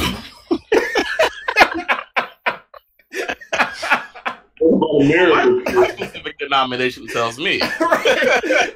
I mean, your specific denomination, how many are there? No, but you're with me right now, so don't worry about that. Right. Come on, man. Like, we gotta start doing better than that. Oh man. Somebody said he don't even believe that crap. You're right. He don't even believe that. Like, why did I type that? Why did I give them? Why did I give them this? Dude, it's honestly like the person told me, they said, "You're going to hell." And I said, "Where is hell?" They was like, "Well, it's in the earth." I was like, "You sure?" I think you got too much stuff in the earth. Like, you got the earth's core, you got several layers of different types of rock and sediment and stuff like that. You sure it's in the earth? Well, nah, it can't be in the earth. Okay, so where is it? Is it in outer space? Is it in another dimension? Like, where is hell? Yeah, I guess it's in another dimension. What you mean you guess? Look, man, I don't know. Like, you coming with me to church or not? Well, I'm saying, you say, like, but look, how do you know about hell? Well, it's in the Bible. No, it's not. Yes, it is. No, it's not. Show me. I don't have to. Go look for it for yourself. No. You told me it was there. With confidence, you told me I was going to this place. Show me where it is right now in front of me. I guarantee you they can't show you, but they've already told you. And this is religion for you, man. Like, that's what you're dealing with. And that's why I say at some point, it's like, look, don't even tell me I'm going to hell if you can't tell me where hell is. Like, straight up. You don't even know where the place is. You're telling me I'm going there. That sounds crazy. it's fun messing with them sometimes, but sometimes it gets frustrating. But yeah, I mean, fun. it's frustrating whenever you have given them countless logic and they still respond back with, you just lack faith. And that's why, and just about what I'm saying, that you just lack faith, because a lot of y'all face this stuff. You lack faith, and that's why you don't believe in Jesus. Here's my thing. Again, and when they say God, they try to make it vague. You just lack faith. You don't believe in God. You arrogant or whatever. But my thing is like this. I don't think anybody's saying that there is nothing out there, period. We're just going to die and become nothing. And don't get me wrong. That's some people's take. And if that's their take, that's their perspective, okay. But for the most part, we're not out here saying that. We're just simply telling them that their religion is not historical, right? But then they tell you you don't have faith for not believing in a God or their God. And my thing is this. Faith is just saying, well, you're talking about, you're using this idea that you don't have faith to believe in God to justify you believing in Jesus and floods and snakes that talk and unicorns and a man getting swallowed by a fish because it says it in a book. Like, your faith comes from that. Like, because you believe in a higher energy or a higher intelligence does not also mean that people ate fruit and not everybody got to die. You see, it does not also mean that a man may let his sheep look at some sticks and have spotted sheep. Like, it doesn't mean that. That's ridiculous faith. If you want to call that faith, you're believing in something that you don't see. And it's like you're trying to justify a vague term like you don't have faith to believe in God. No, you believe in a man that was born of a virgin, died and rose again at 33 and ascended into heaven in front of everybody, and that nobody wrote about it until years later. That's what you believe. That's not saying you don't believe in a higher power. That's not that at all. Them two totally different things. You believe in a God that got a name. And see, my thing is, even if you believe in God or the energy that we're calling God would never call itself God. Like, I'm God. Like, we name stuff, right? That's what I try to tell people. Dogs don't call themselves dogs. Cats don't call themselves cats. Like, we call them that. You see, we call them that. Like, a God is not going to say, I am God. Like, put no other gods before me. Like, that's not something a God would say. I am the God. Right. Come on, man. Like, I'm a God, but my name is Yahweh. You mean you're a God in terms of a word that ain't going to get invented for another 4,000 years? Is that what you're telling me? That's what Adam said to God. Crazy, I think, like, what's the purpose of a name? Right. Like, even in this world, like, what's the purpose of a name? Identification. Exactly. You have to identify everything. Like, really, none of that stuff matters. Like, obviously it matters to society for obvious reasons, and commerce and things like that, and, advancement. But really, without humans, nobody would care. Like, no creature other side from us would care. Or if we didn't have the ability to identify or name everything or do commerce with each other, there would be no names. Let me say this right here real quick to Kaylin. Kaylin says, fun fact, unicorn's original translation refers to a one-horned rhinoceros. Thank you. Oh, wow. Thank you, Ed. That's amazing, man. Thank you very much. Kaylin, let me say this to you. That deserves a goddamn. That's awesome. Thank you very much. So, Kaylin, just so you can understand where we're coming from when we say this, of course, you can look at a concordance and it says that it was referring to a rhinoceros or a one-horned rhinoceros, because it's very, of course, it's very convenient to refer to a one-horned rhinoceros, as rhinoceros don't typically have one horn. We know they exist, but here's my thing. If the Bible was talking about a one-horn rhino, then it should have said that. What we're trying to say is this. The simple fact that an almighty, all-knowing, all-powerful God told someone to write unicorn, knowing that in God's time, just a few days later, because a day to God is 1,000 years, right? So literally 2 or 3 days later to God, the word unicorn would not be unicorn anymore. People won't be calling calling rhinoceroses unicorns anymore. We will call them rhinos, and unicorns would now be some mythical horse with a spiral horn on its head. And yet God chose to have them to write unicorn. Now, Almighty God would have known that translation would skew the true interpretation and throw a lot of people off. So why would you ever change the name, not just from Yeshua to Jesus? Why would you change the name from unicorn to rhino? Like, was a rhino really called a unicorn at one point in history, or just in the Bible? Like, that's the stuff you got to think about. Like, when it says that it's referring to a one-horned rhino, I guarantee you, You can look outside of the Bible and there will never be a history of people calling rhinos unicorns. I guarantee you. But it's one of those things where because the literature in the Bible says it and then some concordance later says that it was referring to a unicorn, we say unicorn. But my question to you, Kaylin, is not using a concordance. How do you know that they were referring to a one-horned rhinoceros without using a concordance? Does the Bible say that or does it say unicorn? And that's the problem. When you talk about an inerrant word of God, you shouldn't have to, the discussion should never be if you go back and look at the original meaning. Like, you understand how much of a problem that is? If you go back and look at the original, so stuff is changing, meanings are changing. Like, how can we trust this stuff then? You see, it's just like the swastika. If the Bible wasn't said the swastika is awful, just because, you know, God thinks it's awful, but then you go back in time and you find out that the swastika wasn't evil. That's kind of what he did with Egyptians. Egypt is evil. And then you go back and look and they have no history of doing none of this stuff that we thought they were doing. So that's what I mean. Don't think that something's bad or something is because the way the Bible says it is. It's written by men who had different types of ideas and thoughts and different mythological ideas, and they're combined and cataloged in this book. It's not the word of God. You know, you can look at just the Gospels, Matthew, Mark, Luke, and John, and they can't even agree.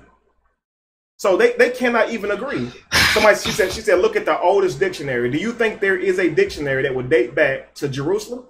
I mean, I'm just asking a simple question. Do you really think that there is one that would say, you know, it would have to say unicorn, but then also read in Hebrew what a unicorn was by description. Like, they would have to be having like dictionaries out back then. I don't think they did in terms of, because they didn't use words. Like, you see what I'm saying? Like, they didn't actually write back then. At all. It was an oral law. So when you're talking about, let me just say, when you're talking about unicorns, the Bible wasn't even out when Moses was out. Like, you see what I'm saying? Moses didn't read a Bible, nor did he write one, but the Old Testament is attributed to Moses. We have to think about that. The oldest English dictionary wouldn't give you the true terminology of it. Dang, Carla, thank you so much. Carla ain't playing. Dang. I'm getting overwhelmed. I can't keep saying this, y'all. That's amazing. Thank y'all very much. I done lost my dang thought, Carla. Carla, that's my thought. That really coincides with Carla. Carla awesome, man. She really is. She's always doing that. So I ain't gonna outdo Carla. That's just how she is. But it's crazy because it's like, and Kaylin, don't get me wrong. From your standpoint, I get what you're saying. I mean, it sounds like you're really trying. If you go back to the earliest, dictionary, then it does mean, then it would mean rhino. I'm asking you a question. Another question: have you done this? Have you looked at the oldest dictionary and saw that the word rhino is synonymous with unicorn? Have you saw this anywhere other than the Bible or in concordances? That's my question, and I'll wait for you to respond. Just while I say this right here, it's like, we have to understand how to take biblical literature and apply it to the day without putting emotion into it and looking at it objectively. The Bible says, so Kaylin, you said you have, please send me the information on what you found. Did it? I mean, you just said yes. Did unicorn mean that in the earliest dictionary? So in the earliest dictionary, American dictionary or English dictionary, people were calling rhinos unicorns. Because if they were doing that, that's pretty funny to me. That's amazing to me that that a real dictionary would say unicorn was a rhino. That'd be pretty cool, you know. But that's just, the thing is this right here: the fact that that you're telling me, you know, what unicorn really meant in the face of a God who said to enslave people, and you can do whatever you want with every woman who has not yet had sex, or a woman can be stoned to death if she doesn't show sufficient evidence that she was a virgin on her wedding day. Like, these are things that we really should be talking about, you know. Even if the Bible said rhino and not unicorn, it still wouldn't make it the word of God. Simply as it says, do whatever you want with women that are virgins. Like, you don't have a problem with that? Like, let me ask you a question, Smash. What you think about that? Whatever, if a woman has not yet had sex, do whatever you want with her. This is coming from an almighty God. Please tell me what you think about that, brother. You know what's crazy about that is you don't really think about coercion as rape. You know, like when you talk about like sexual abuse in today's definition of what we call it, it's like we literally have different variations of like several different offenses against people, where you'll have people do things to other people and then justify it. So because it's what fits in them, it's like I only stole $2 from him. You still stole from him. I didn't rape her.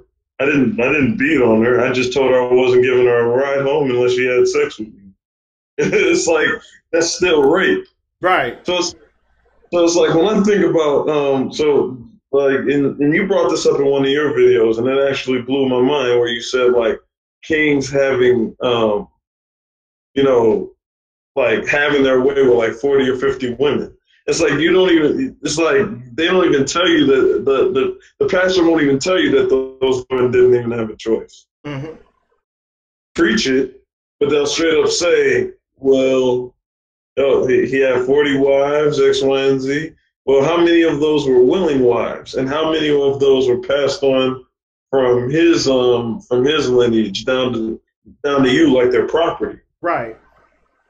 Well, we literally don't think about those things. Yeah, we don't think about that because we like to hold to that. It's servitude, but the Bible specifically says if the man has children with you, then they belong to the slave master forever, or to his master forever. And if those children belong to the master forever, then that's not servitude because they didn't owe that man money.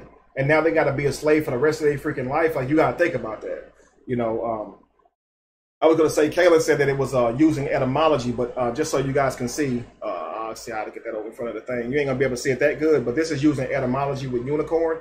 It says etymology with unicorn. It says it's Middle English via Old French from Latin unicorns, from uni single, commu, which means horned. It doesn't say anything about a rhino. It just says it comes from just a single horn. Unicorn means having one horn. It's pretty much what it says. And when I looked up etymology of rhino, it just says it was an old, a newer age English word. So it doesn't even give me a term where it comes from. So unicorn, rhino. I don't know how you get those two, but I mean, just to the point of what she was saying, just to show that I do try to look up stuff when people say it. I ain't just writing it off, because even if it did actually mean unicorn, it wouldn't do anything for my lack of faith. Like, you ain't gonna hurt my lack of faith. You ain't taking my lack of faith, because Christians like to say you ain't taking my faith. That's my flip side. You know? Yeah. All right. So anyway, guys, I don't want to keep on going too much longer. I think it's up to call in my man who gave all the money, though. I might have to just stay for another 4 hours. I'm pretty much that stoked. I never seen anybody, donate that as much as either one of y'all, and I really do appreciate that.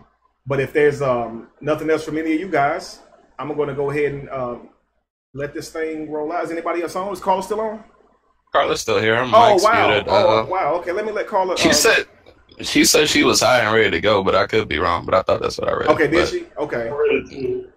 Okay. Carla, can you talk, or is your mic intentionally muted? It'll be a minute before she hears you because she gets it late. I'll wait a second. But guys, just understand that when you are talking with Christians, you don't have to get mad and make them feel bad or anything, because you got to understand they have their belief because they was taught that. They can't really help it at this point. They're on a journey just like us.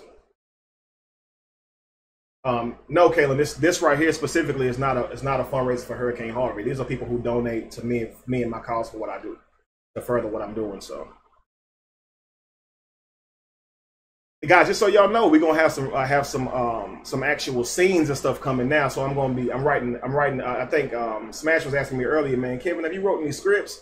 And I told him, I said, yeah, I've written scripts. So I'm gonna actually be doing some actual scripts with acting, just to bring out some of the examples that I'm trying to say, because I think some things need to be seen, not just said. So, and it's gonna be the bomb. It's gonna be silly and funny and mixed with a little bit of everything. I'm gonna do my best to keep y'all entertained.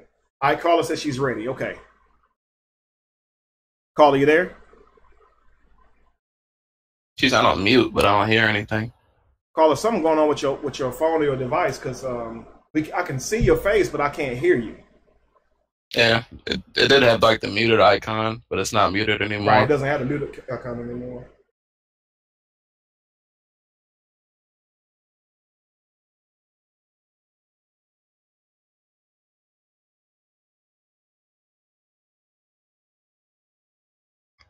Somebody said I should make a unicorn rhino shirt. Oh man, too funny. That actually would sell. Yeah, man. That would sell. Yeah, make a shirt with a snake on it and give it some legs. It'd be pretty cool. I want to make a shirt with Jesus flipping tables over about time, just so people can see the point. You didn't see Corey Holcomb shirts? Huh? Corey Holcomb has shirts called God had a side chick. Oh, wait, Jesus' mom was the side chick? Yeah. I can see that. Yeah. That's funny, man. I bet they are. But it's crazy because it's like stuff like that would be deemed automatically as disrespectful, but they don't understand. Like Carla said earlier, God will be able to take a joke. Well, it's not even that. It's so much as like Carla said earlier about Texas. She said I'm laughing, but it's just so I can raise my vibration. Like you got to find some humor in it, right? And that's pretty much what we're doing. Like walking away from religion and being in religion. It's one of those things where we laugh about it now because it actually gives us, I guess, joy to laugh about the same crap that we used to really believe. You know what I mean? This is my thing. First of all, we're not being monetized. Okay, so YouTube don't even rock with us anyway. Oh, Second man. of all, the Christians that come to our page and hate all the time, like y'all know who y'all are if y'all listening. Some of y'all in here right now. Y'all know listening to Kevin. Kevin is probably like the best person I've ever ran across, because otherwise you probably get like atheists and things like that. You don't want to hear too much science and how silly some of these things are. I think Kevin serves as a nice medium to everything. So, and then they're still not going to support you. They don't share your videos. They're not going to like your content. They're going to give you the funny emoji or just kind of discredit everything you say. So my thing is, I really don't care if we do hurt people's feelings. That's me personally, Josh, not Kevin. That's Josh. So if I'm humorous with it, that's what I like doing, because it's gotten to that point for me for a long time, actually. So I just have fun with it. This is fun to me. So I know Kevin's in the business of helping people. As he said, he's genuine with that. But at the same time, there are things that are just funny. Like the things we say now, like a year ago, you probably this wouldn't be funny to you. This would not. Man, I've been mad at some of this stuff. Like a year ago, we probably wouldn't be talking. Like a year plus, we wouldn't be talking. We wouldn't be cool as we are. So things change in time. Well, this is where we are. Mm-hmm. And we're on our own journeys, and we're helping each other and things like that. So that's just where we are. So if we have fun, we have fun. It is what it is. Absolutely. And if people support it, that's why we ask for donations and things like that. So people, not for me, just because I want Kevin to, elevate his platform and share, because I think he can reach a lot of people and help a lot of people. And that's why I do help diligently and happily. So we always just ask to earn. I don't like saying like donations, because I think we give our time and we give our information, and I think we do teach and we do laugh, make people laugh and things like that. So we just ask for $1 or if you want to do $5 a month or something like that, just an even exchange of resources, our resources as far as our time or information or anything like that. So for your $1 or $5, whatever. So I think it's a fair exchange and not just a pity party so much, like donation wise. Right. So that's the angle I go at it with. And Josh ain't telling you a lie either, man. You know how many times we've been doing response videos and he'd be like, man, turn it up and just say it. And it's like, cause see, when me and Josh on the phone, I say crap that he'll never hear me say on here. Cause I love you. I love y'all. I love all y'all. Just like the last person I want to run away is a Christian. Like I know that we're trying to move forward and we don't really want Christians throwing wrenches in what we're trying to say and do. But at the same time, I don't want to chase them off, because I'm really trying to help set them free. And I don't want to offend them to the point to where they just feel like I'm just a person who out to destroy God versus really looking at it objectively. So I wanted to say this too. Carl, I saw you said you had technical difficulties. I hate that. So yeah, but thank you so much for donating, and thank you for encouraging others too. And we love you too. Really appreciate that. I love all you guys back. I saw you guys saying that we love you, Kevin. I love y'all right back. Trust me, I wouldn't even be sitting here if I didn't, man. So it's one of those things where it's like I can only do what y'all allow me to do, as much as you guys are willing to help. So Josh, of course, told me about Patreon and told me a way that we could create the Patreon to be able to help with the revenue. So I just ask you guys, if you on here, just join Patreon. I think the smallest price is like $2. Hold on, wait, no, I gotta laugh at this dude. See what I'm talking about? The ST Paul dude's mad because I asked for the DNA. Where is he at? Where is he? He said panhandling subjective information.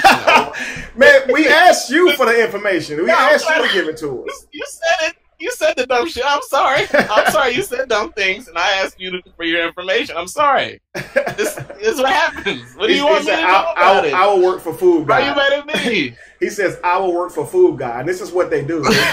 They target you and humiliate you because you don't agree with them because they can't answer your question. So, but we all work for food, just so you know, bro. Like, you're not no different from me. You may not be, in the way of needing people to donate so you can keep yourself going, but you go to work every day and you clock in so you can eat. No matter what you do, even if you own your own business, this the world we live in, man. Yeah, we all work for food. So, shout out to Lorenzo. Hey, what's up, Lorenzo? I see you. What's up, bro? I was looking for you too. Josh said you was on vacation. I said I'll let you enjoy it this week, but you know we had Lorenzo in the big pimping video out there. He got the women and the sunset, the beaches. He doing the big pimping style.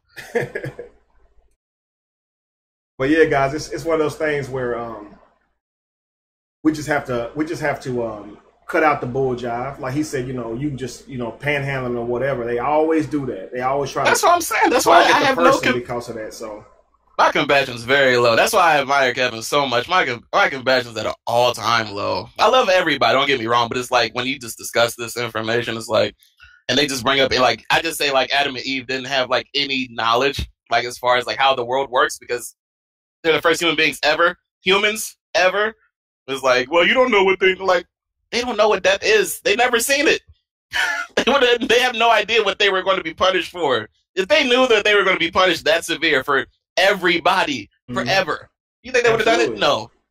But then people are like, oh, we're going to defend it no matter what. The story's perfect. God's perfect. He's the perfect human. Yeah. He killed millions. He slaughtered millions. But he's all love. They killed 10 people, God slaughtered millions, and he inflicted us all with sin, allegedly. What are you talking about? So somebody told me to get C Blood on. Man, C Blood not about to come on here. I don't watch C Blood delete these last 2 videos because I commented. C Blood ain't trying to. C Blood don't want it with this, and I hate to even say it like with this, like it's me, but I'm talking about he don't want it with the truth. Like I think what C Blood did is he made a video trying to speak to the Christians who were doubting or being, I guess, shaken because haters, right? Well, but I think his video is to Christians who are being shaken with disbelief because of the stuff that we're posting, and it's probably because he himself is being bothered by it. So what he did is he made a video to tell people, don't listen to us, that we don't even know how to validate information, but the thing about it, when people do that type of stuff, it's from a standpoint of being afraid. And the thing about it, like I think I told Josh earlier, it's like, if you want to believe in something, then I can't stop you. But the moment you try to make your belief real to me, I have every right to tell you that what you believe in is a load of crap. And I just feel like I have every right to. If you tell me that I'm going to hell, then I have every right to ask you where is hell? Since you know about it, if you tell me Jesus can save me, I have a right to ask you, how do you know that? Because you're trying to push your ideas on me. If you want to believe it and just go to church and tithe, then you do your thing, but you brought it to me. I didn't even know who you were. You see, like whenever you step out and say Jesus real and people who say it ain't is a hater, you putting yourself out there. Like, we going to speak to that because you're trying to discredit us by saying we don't know what we doing. That's why we saying Jesus ain't real. Oh, we got to get knowledge is your God. You don't believe in good and evil. Right. Like, all this crazy stuff. He's not going to get Jane Bond said Kevin was about to cuss. I really was. Like, it's so funny that I even bite my tongue for people. I do, man. I want to create an environment so we can talk about this stuff openly. And I guess even if they are being rude, I don't want to do it back because there are other people who are Christians who are listening that's not being rude. But three weeks ago, we had a Christian on here, and they were not being rude at all in their disagreements. Kaylin isn't being rude, but you have some people, and I'm going to tell you what's crazy. The people like the guy that was on a couple of weeks ago and people like Kaylin, they disown people like you. I mean, they literally do. They disown people like you who judge other people and tell them they're going to hell and make up crap that they can't prove. They really do. Like, they really don't even like saying that y'all Christians with them. Because they'll comment all day and be like, what they're saying to you is wrong. I don't agree with that. And they let you know. So just so you know, you one of those Christians that don't even Christians like you, Tiger Woods. Like, how they had the draft, they tried to give away Tiger Woods. They didn't want him. That's pretty much what Christians are, who bash and yells. Like, as a Christian, I hated the guy who was on the side of the street with a big megaphone yelling at everybody that they had a couple of days or had to get it right before Jesus come back. I hated that guy. Like, leave people. I was going into the movies one time, and a guy was across the street at the movies yelling this at the people going into the movie. I'm like, dude, ain't nobody. And I was a Christian at the time, and I said, you ain't gonna lead anybody to Christ like that, man. Like, that's just you wasting your time. You know, mongering. Right, and that's what Christians think, that they really do think they have the authority of God, the same way a cop think he has the authority of the government to treat you like crap, and it's just sad, you know. So, hang on, what was that? Hang on, somebody said they wanted me to answer before we close. Let's see, because I will try to answer that question. I can't see it. I don't know which question you're talking about, Sierra. So. Scroll. You want to scroll up? Okay, but I'm trying to figure out how would I even know that. How would I even know that? What question? Where are you looking at? To? Well, no, go down some. Sierra had said that hopefully Kevin answers it before he closed. So true, Idlewild. Hopefully Kevin answers. So Idlewild, yeah. Let's try to answer that real quick. How do you? I saw something about Patreon. Oh wait, okay. How do you join Patreon? I believe. Oh, how to join Patreon? Yeah. Oh, basically there should be a link. If it's not in the link, I'll throw it in there. You can use your PayPal to join. I think you'd have to create an account. I'm not sure. I can't remember if you have to create an account or not. I know how you can sign up, but basically it might just ask for your email and your password, and then you can just click on become a patron, select how much you want to donate per month, and I think it lets you use your PayPal, but it might have like a guest checkout feature. I can't remember for sure, but you might have to create an account. So it probably might take like 2 to 5 minutes. So before we close, I want to. That's how our preacher said before I close. Just got one more thing. So I got a joke for y'all, and if you know the answer, don't put it. Some of y'all saw it on Facebook. What does the biblical God and Joel Osteen have in common?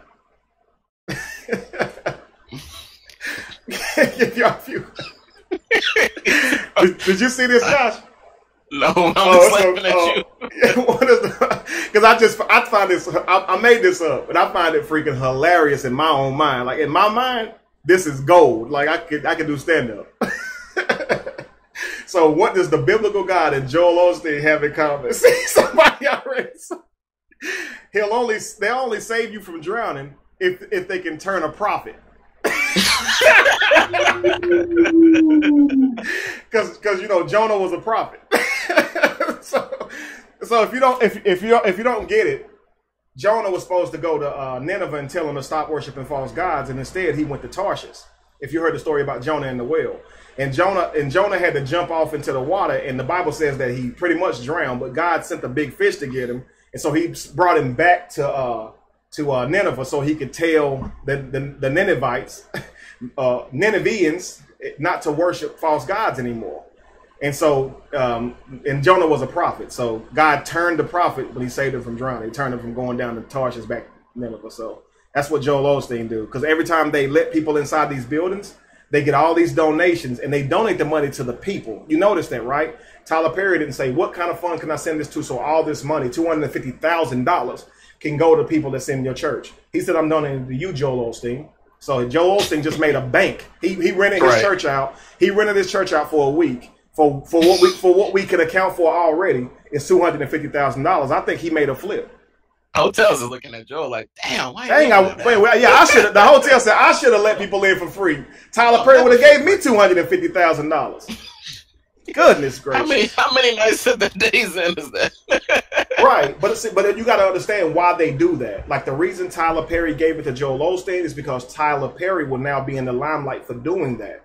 You see, so that's what these people do. Like they like why would he got $250K? He can get that money to anybody. But he chose to give it to Joel Osteen. Why? Any organization. Right, why? So you got to think about stuff like that. Organization. They know how people are going to respond, and people are going to start talking about it, and Tyler Perry will go viral now. Tyler Perry gave $1 million to TD Jakes, Tarika. I don't know if, I think he gave $250,000 to what's her name. That's true too, but Tyler Perry said he was going to donate $1 million. He said 250s to Joel, 250s to another church. and then 500K is just sitting. He's just waiting to find people to give that to, I guess. So that's what he said in the video, anyways. My thing is, why don't he just create a fund and just like, you know, so people can get it all? Why would you give it to somebody else to give it to somebody else? It's like I don't think Joel has a hand. So I've not heard of a charity organization by Joel. Well, I could be wrong. He does a 501c3 is a charity organization. Like it's a non-profit organization. So he has that donated to his what's her name. You see what I'm saying? My thing is, as far as tax, I'm talking about like, does he like? Obviously, they're like, we're going to do in the community, do like a, you know, car wash. We're going to give some canned foods. That I know that kind of basic stuff, but I'm talking about like just dedicated to giving back. Period, like 24/7, 365. That type of organ. Yeah, I don't. If he does, I don't know about it. Yeah, that's what I'm saying. Yeah, I agree. But guys, I want to thank all of you guys for coming on today. Smash, anything you want to say before we close out, brother? I think you wanted to give your YouTube and Facebook, stuff like that. I'm gonna add your YouTube in the description box too, just for people. Yeah. Okay, I appreciate that. But I saw a couple of people picking on me. Yes, I am brand new to YouTube. That is my first official video. I do have I did wrap up 2 more videos. God series is coming out relatively soon, so be on the lookout for that. I'm also just for more content, I am going on a 7-day fast of just water and like maybe watermelon and hydrating fruits.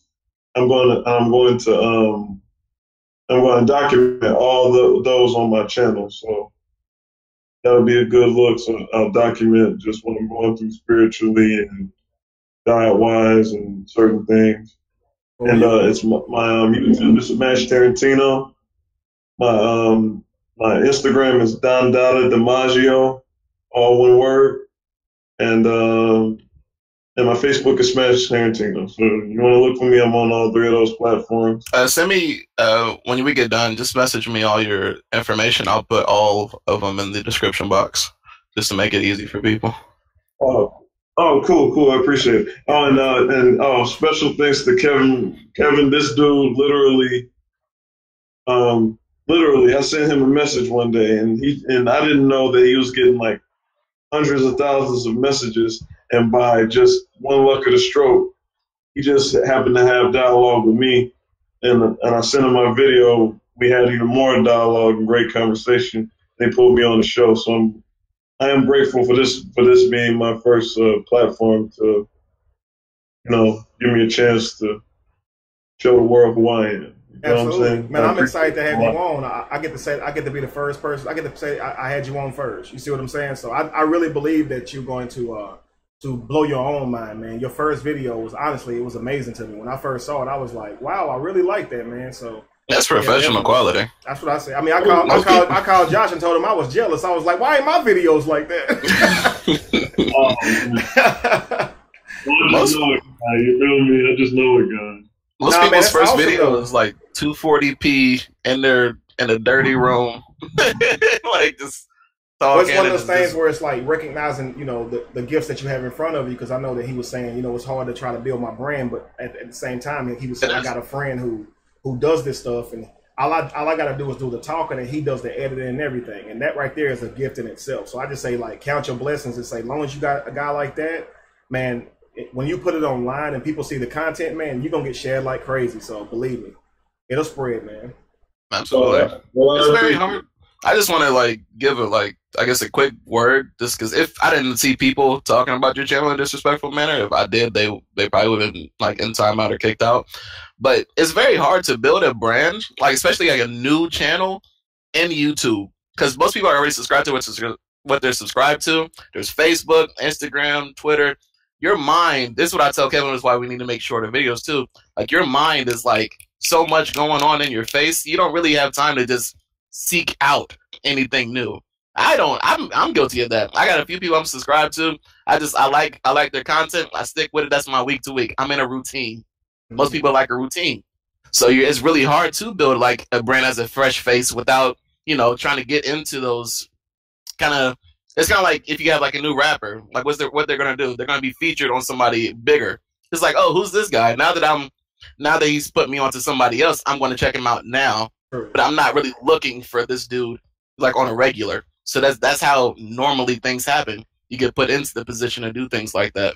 So completely natural. So I want to give kudos to you for, like I said, an amazing video. So keep going on with the good work, man. Thanks a lot to both y'all, man. I appreciate y'all showing it for me. Oh yeah, man. Honestly, it was my pleasure, bro. Honestly, it really was. I thank you for actually taking the time and coming on, man. Because, like I said, this right here, right now, is like a great opportunity. But at the same time, you putting yourself in the way for a lot of criticism as well with your immediate family, man. Like you said, when the people I love and care about see this stuff, they're not going to be as happy as you are to be on here. And you said I understood the risks, and I'm willing to do whatever it takes to set my people free. And that right there is what I respect about it. So 100%. All right, yeah. Charlie said, "Are you stupid, simple, or slow?" So what happened? He said, "Are you stupid, simple, or slow?" I don't know what I like about that. Stupid, simple. I like stupid simple. That's dope. That's a dope. I like that. See, that's what I'm talking about. I'm in savage mode because YouTube. I don't care no more, man. Guns blazing. We got donations today. I'm guns blazing. What's up? I don't care. It's like, hey, serious note. If we got the support of the people, like, because ain't like people. Verizon is not going to sponsor Kevin. Like, let's keep it like it's not going to happen. Right. People are like that are not going to sponsor us for what the controversial content we put out. We're completely funded by the people. So if the people support us, we'll go full. Why not? Ain't nothing stopping us. As long as the people back us, it is what it is. So yeah, when y'all start coming to Patreon, y'all want me to go no holds barred, I will. Because right now, if they cancel this stuff, it's a wrap. Like I promise you, like I had a dream the other night that they canceled my Facebook. I was like, all the work. I really got to build my own website to get out of the fear of any of that type of stuff, though. But before we quit, I was going to say, hey, Smash, let us know what your results are, man. At least let me know your results, and I'll pass them along to your fast. But when you come off this fast, you gonna go vegan, brother? That's the goal. Don't say that's the goal. Just do it. You can walk away from Jesus, but not meat. No. People say it's a transition. Well, he gonna fast for 7 days. Trust me, he good at that point. Like, Well, I was a vegan before. Right. I'm saying, come on back home, prodigal son. We got to get you back right. Listen, man, I went vegan a month and a half ago. I done lost almost 30 pounds in a month and a half, man. So looking good. I'm so happy. I feel so much healthier. I hate that I didn't know, because I always heard about vegan or being vegan, but I didn't know that the products that I was eating was keeping me inflamed and sick or keeping me feeling bad and all this kind of stuff. Literally, I ain't even worked out and I done lost weight. So I'm telling you, man, it's really amazing what going vegan can do. So. Oh, I hear you. Like, man, like as soon as I found out like the dangers of meat and everything, like it's like I eat things, but I was like, you know what? Because I'm not gonna lie to you. Like the past few days since I knew I was gonna start this fast, I've been eating whatever I wanted. It's not what people do. If I'm gonna go out, I'm gonna go out. But that's what I'm gonna document. Like basically, I'm just spiritually, I'm just clogged up. And I heard the late great Dick Gregory, he said like the longest he's survived on just water was 3 weeks. He said that's when he can align the universe, like literally aligns around him. That's what I'm looking for the universe to do, honestly, to where certain goals and things that I'm aspiring to do, I can see much more clearly, and I can get the instructions that I need to get where I need to go in life. So absolutely. So that's what this fast is all about. And then on top of that, yes, I mean, I want to ease in. Basically, I just want to see if I like when I'm done with my high level of consciousness, I want to see if I even desire meat or desire dairy. And again, because like that's why I say we all on a different journey, because I can't push that on you, because I waited until I didn't want to do meat no more. Like when I stopped eating meat, it wasn't even a challenge. It wasn't like I want to see if I can do it. I literally, meat was disgusting to me. Like the idea of eating flesh bothers me now. Like I walked by the food court the other day, and I saw people just sitting there eating burgers, and that bothered me. Like it just to sit there and they just eating animals. Now, again, that don't sound like a horror story to most people, but to me at this point in my life, I don't think we should be killing and eating animals like that. I just don't want to kill life. And I never thought I'd ever say that. So you definitely grow and get to areas in your life where you say things you never thought you would say, because I never had a problem with eating meat until now. And now I can't think of why I was ever okay with animals being, captured and from birth until they die. Like, you see what I'm saying? I never understood why. I never questioned that. But, things happen in your life and you change, you grow, you adapt. So you evolve is what I like to say. Somebody had just said, Kevin, why don't you do a food drive after every show just to back up your words? That's why I want to do it, start a nonprofit. You can't technically do those things if you don't have that stuff. So people don't really like to give a whole lot to that stuff if they can't, number one, show where it went, and then be able to have those funds given back to them at the end of the year. So I want to do it the right way. I don't want to get out here and do something that's illegal, and then they find a reason to shut everything down and lock my black butt up. Then I'm in there and I'm making stuff for Victoria's Secret. You know what I'm saying? So I ain't trying to make y'all backboard, y'all headboards for y'all footboards for y'all. So I need to do it right. But mark my words, if I've done it before. I used to go and give away food and clothes and different stuff like that. So I'll be doing it again, because that's my mission. Like, it honestly sucks to not be able to help people. Like, that really bothers me. So nothing shows me that more than seeing an incident like with Texas, where so many people need help and ain't nothing I can do about it. It's just one of those things. So but I don't want to keep y'all going, because I wanted to shut this off a lot earlier. I'm getting ready to end it, and I thank you guys for coming. And I think, Josh, you said your finishing thoughts, right? Appreciate the kind words, everybody. Absolutely. And so again, guys, I love y'all. Stay tuned. I got you, Josh, new to this stuff, I guess, but I always do. Yeah, and that's cool. So, a beautiful journey. It's Smash. You're talking about Brother Smash. His information is going to be in the description box. So all his information will be in the description box, people. Appreciate. So I can just email you that, right? Send it to your thing. Yeah. Just hit me up on Facebook, and I'll just throw it in there. And you're welcome, everybody. You're welcome, everybody. And somebody asked for my email. It's Kevin Pastor Kevin Wesley. I'm going from that, though. I do have a specific email. That way I can get and respond to you guys. I'm only answering the emails that come to Patreon. Okay, so of course, YouTube shutting everything down here. So I really need everybody to come to Patreon. So if you come to Patreon, I'll be able to respond to you guys, because I was telling Smash earlier, like, what are you saying, Kevin? You only message people back if they donate? No, I'm not saying that at all. But Facebook, it filters y'all's messages. So I get all these hundreds of messages a day, and I can't even check the dang things because y'all not friends with me, or I never heard of y'all, a lot of y'all. So it's like, if y'all don't know somebody that's directly friends with me or something like that, it'll filter the message like it's spam or something. I don't get to see it. So a lot of times I see messages of people who are in dire need to talk to me, and it bothers me because I wish I could have talked to them. So that I would prefer y'all come to there, so I can definitely be able to respond as they don't get filtered. But that being said, if there's nothing else to say, we're going to end the video and call it a night. Absolutely. If we've earned the donation, we don't ask you to give anything. We say if we've earned it. If we've earned a donation, please check us out on the Patreon. There's, like I said, the email. You got the private email with Kevin. We got exclusive videos coming up that we're going to be doing. At least probably, I don't know if it'll be completely exclusive, but it'll probably be like 2 weeks, maybe a month early, something like that. Or it might be fully exclusive. We don't know yet. And you also have the video calls. If you want to have a private video call with Kevin, you can do so via the Patreon as well. So there's also benefits. It's not just, gimme, and we don't.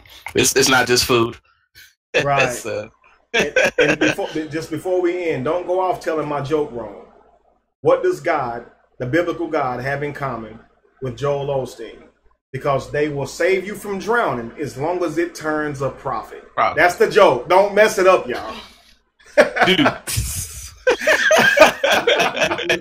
I swear to God, that's hilarious. I'm gonna get that to Corey Holcomb fast, bro. Yeah. All right, now. I love y'all. Thank y'all for tuning in. Yep. Deuces.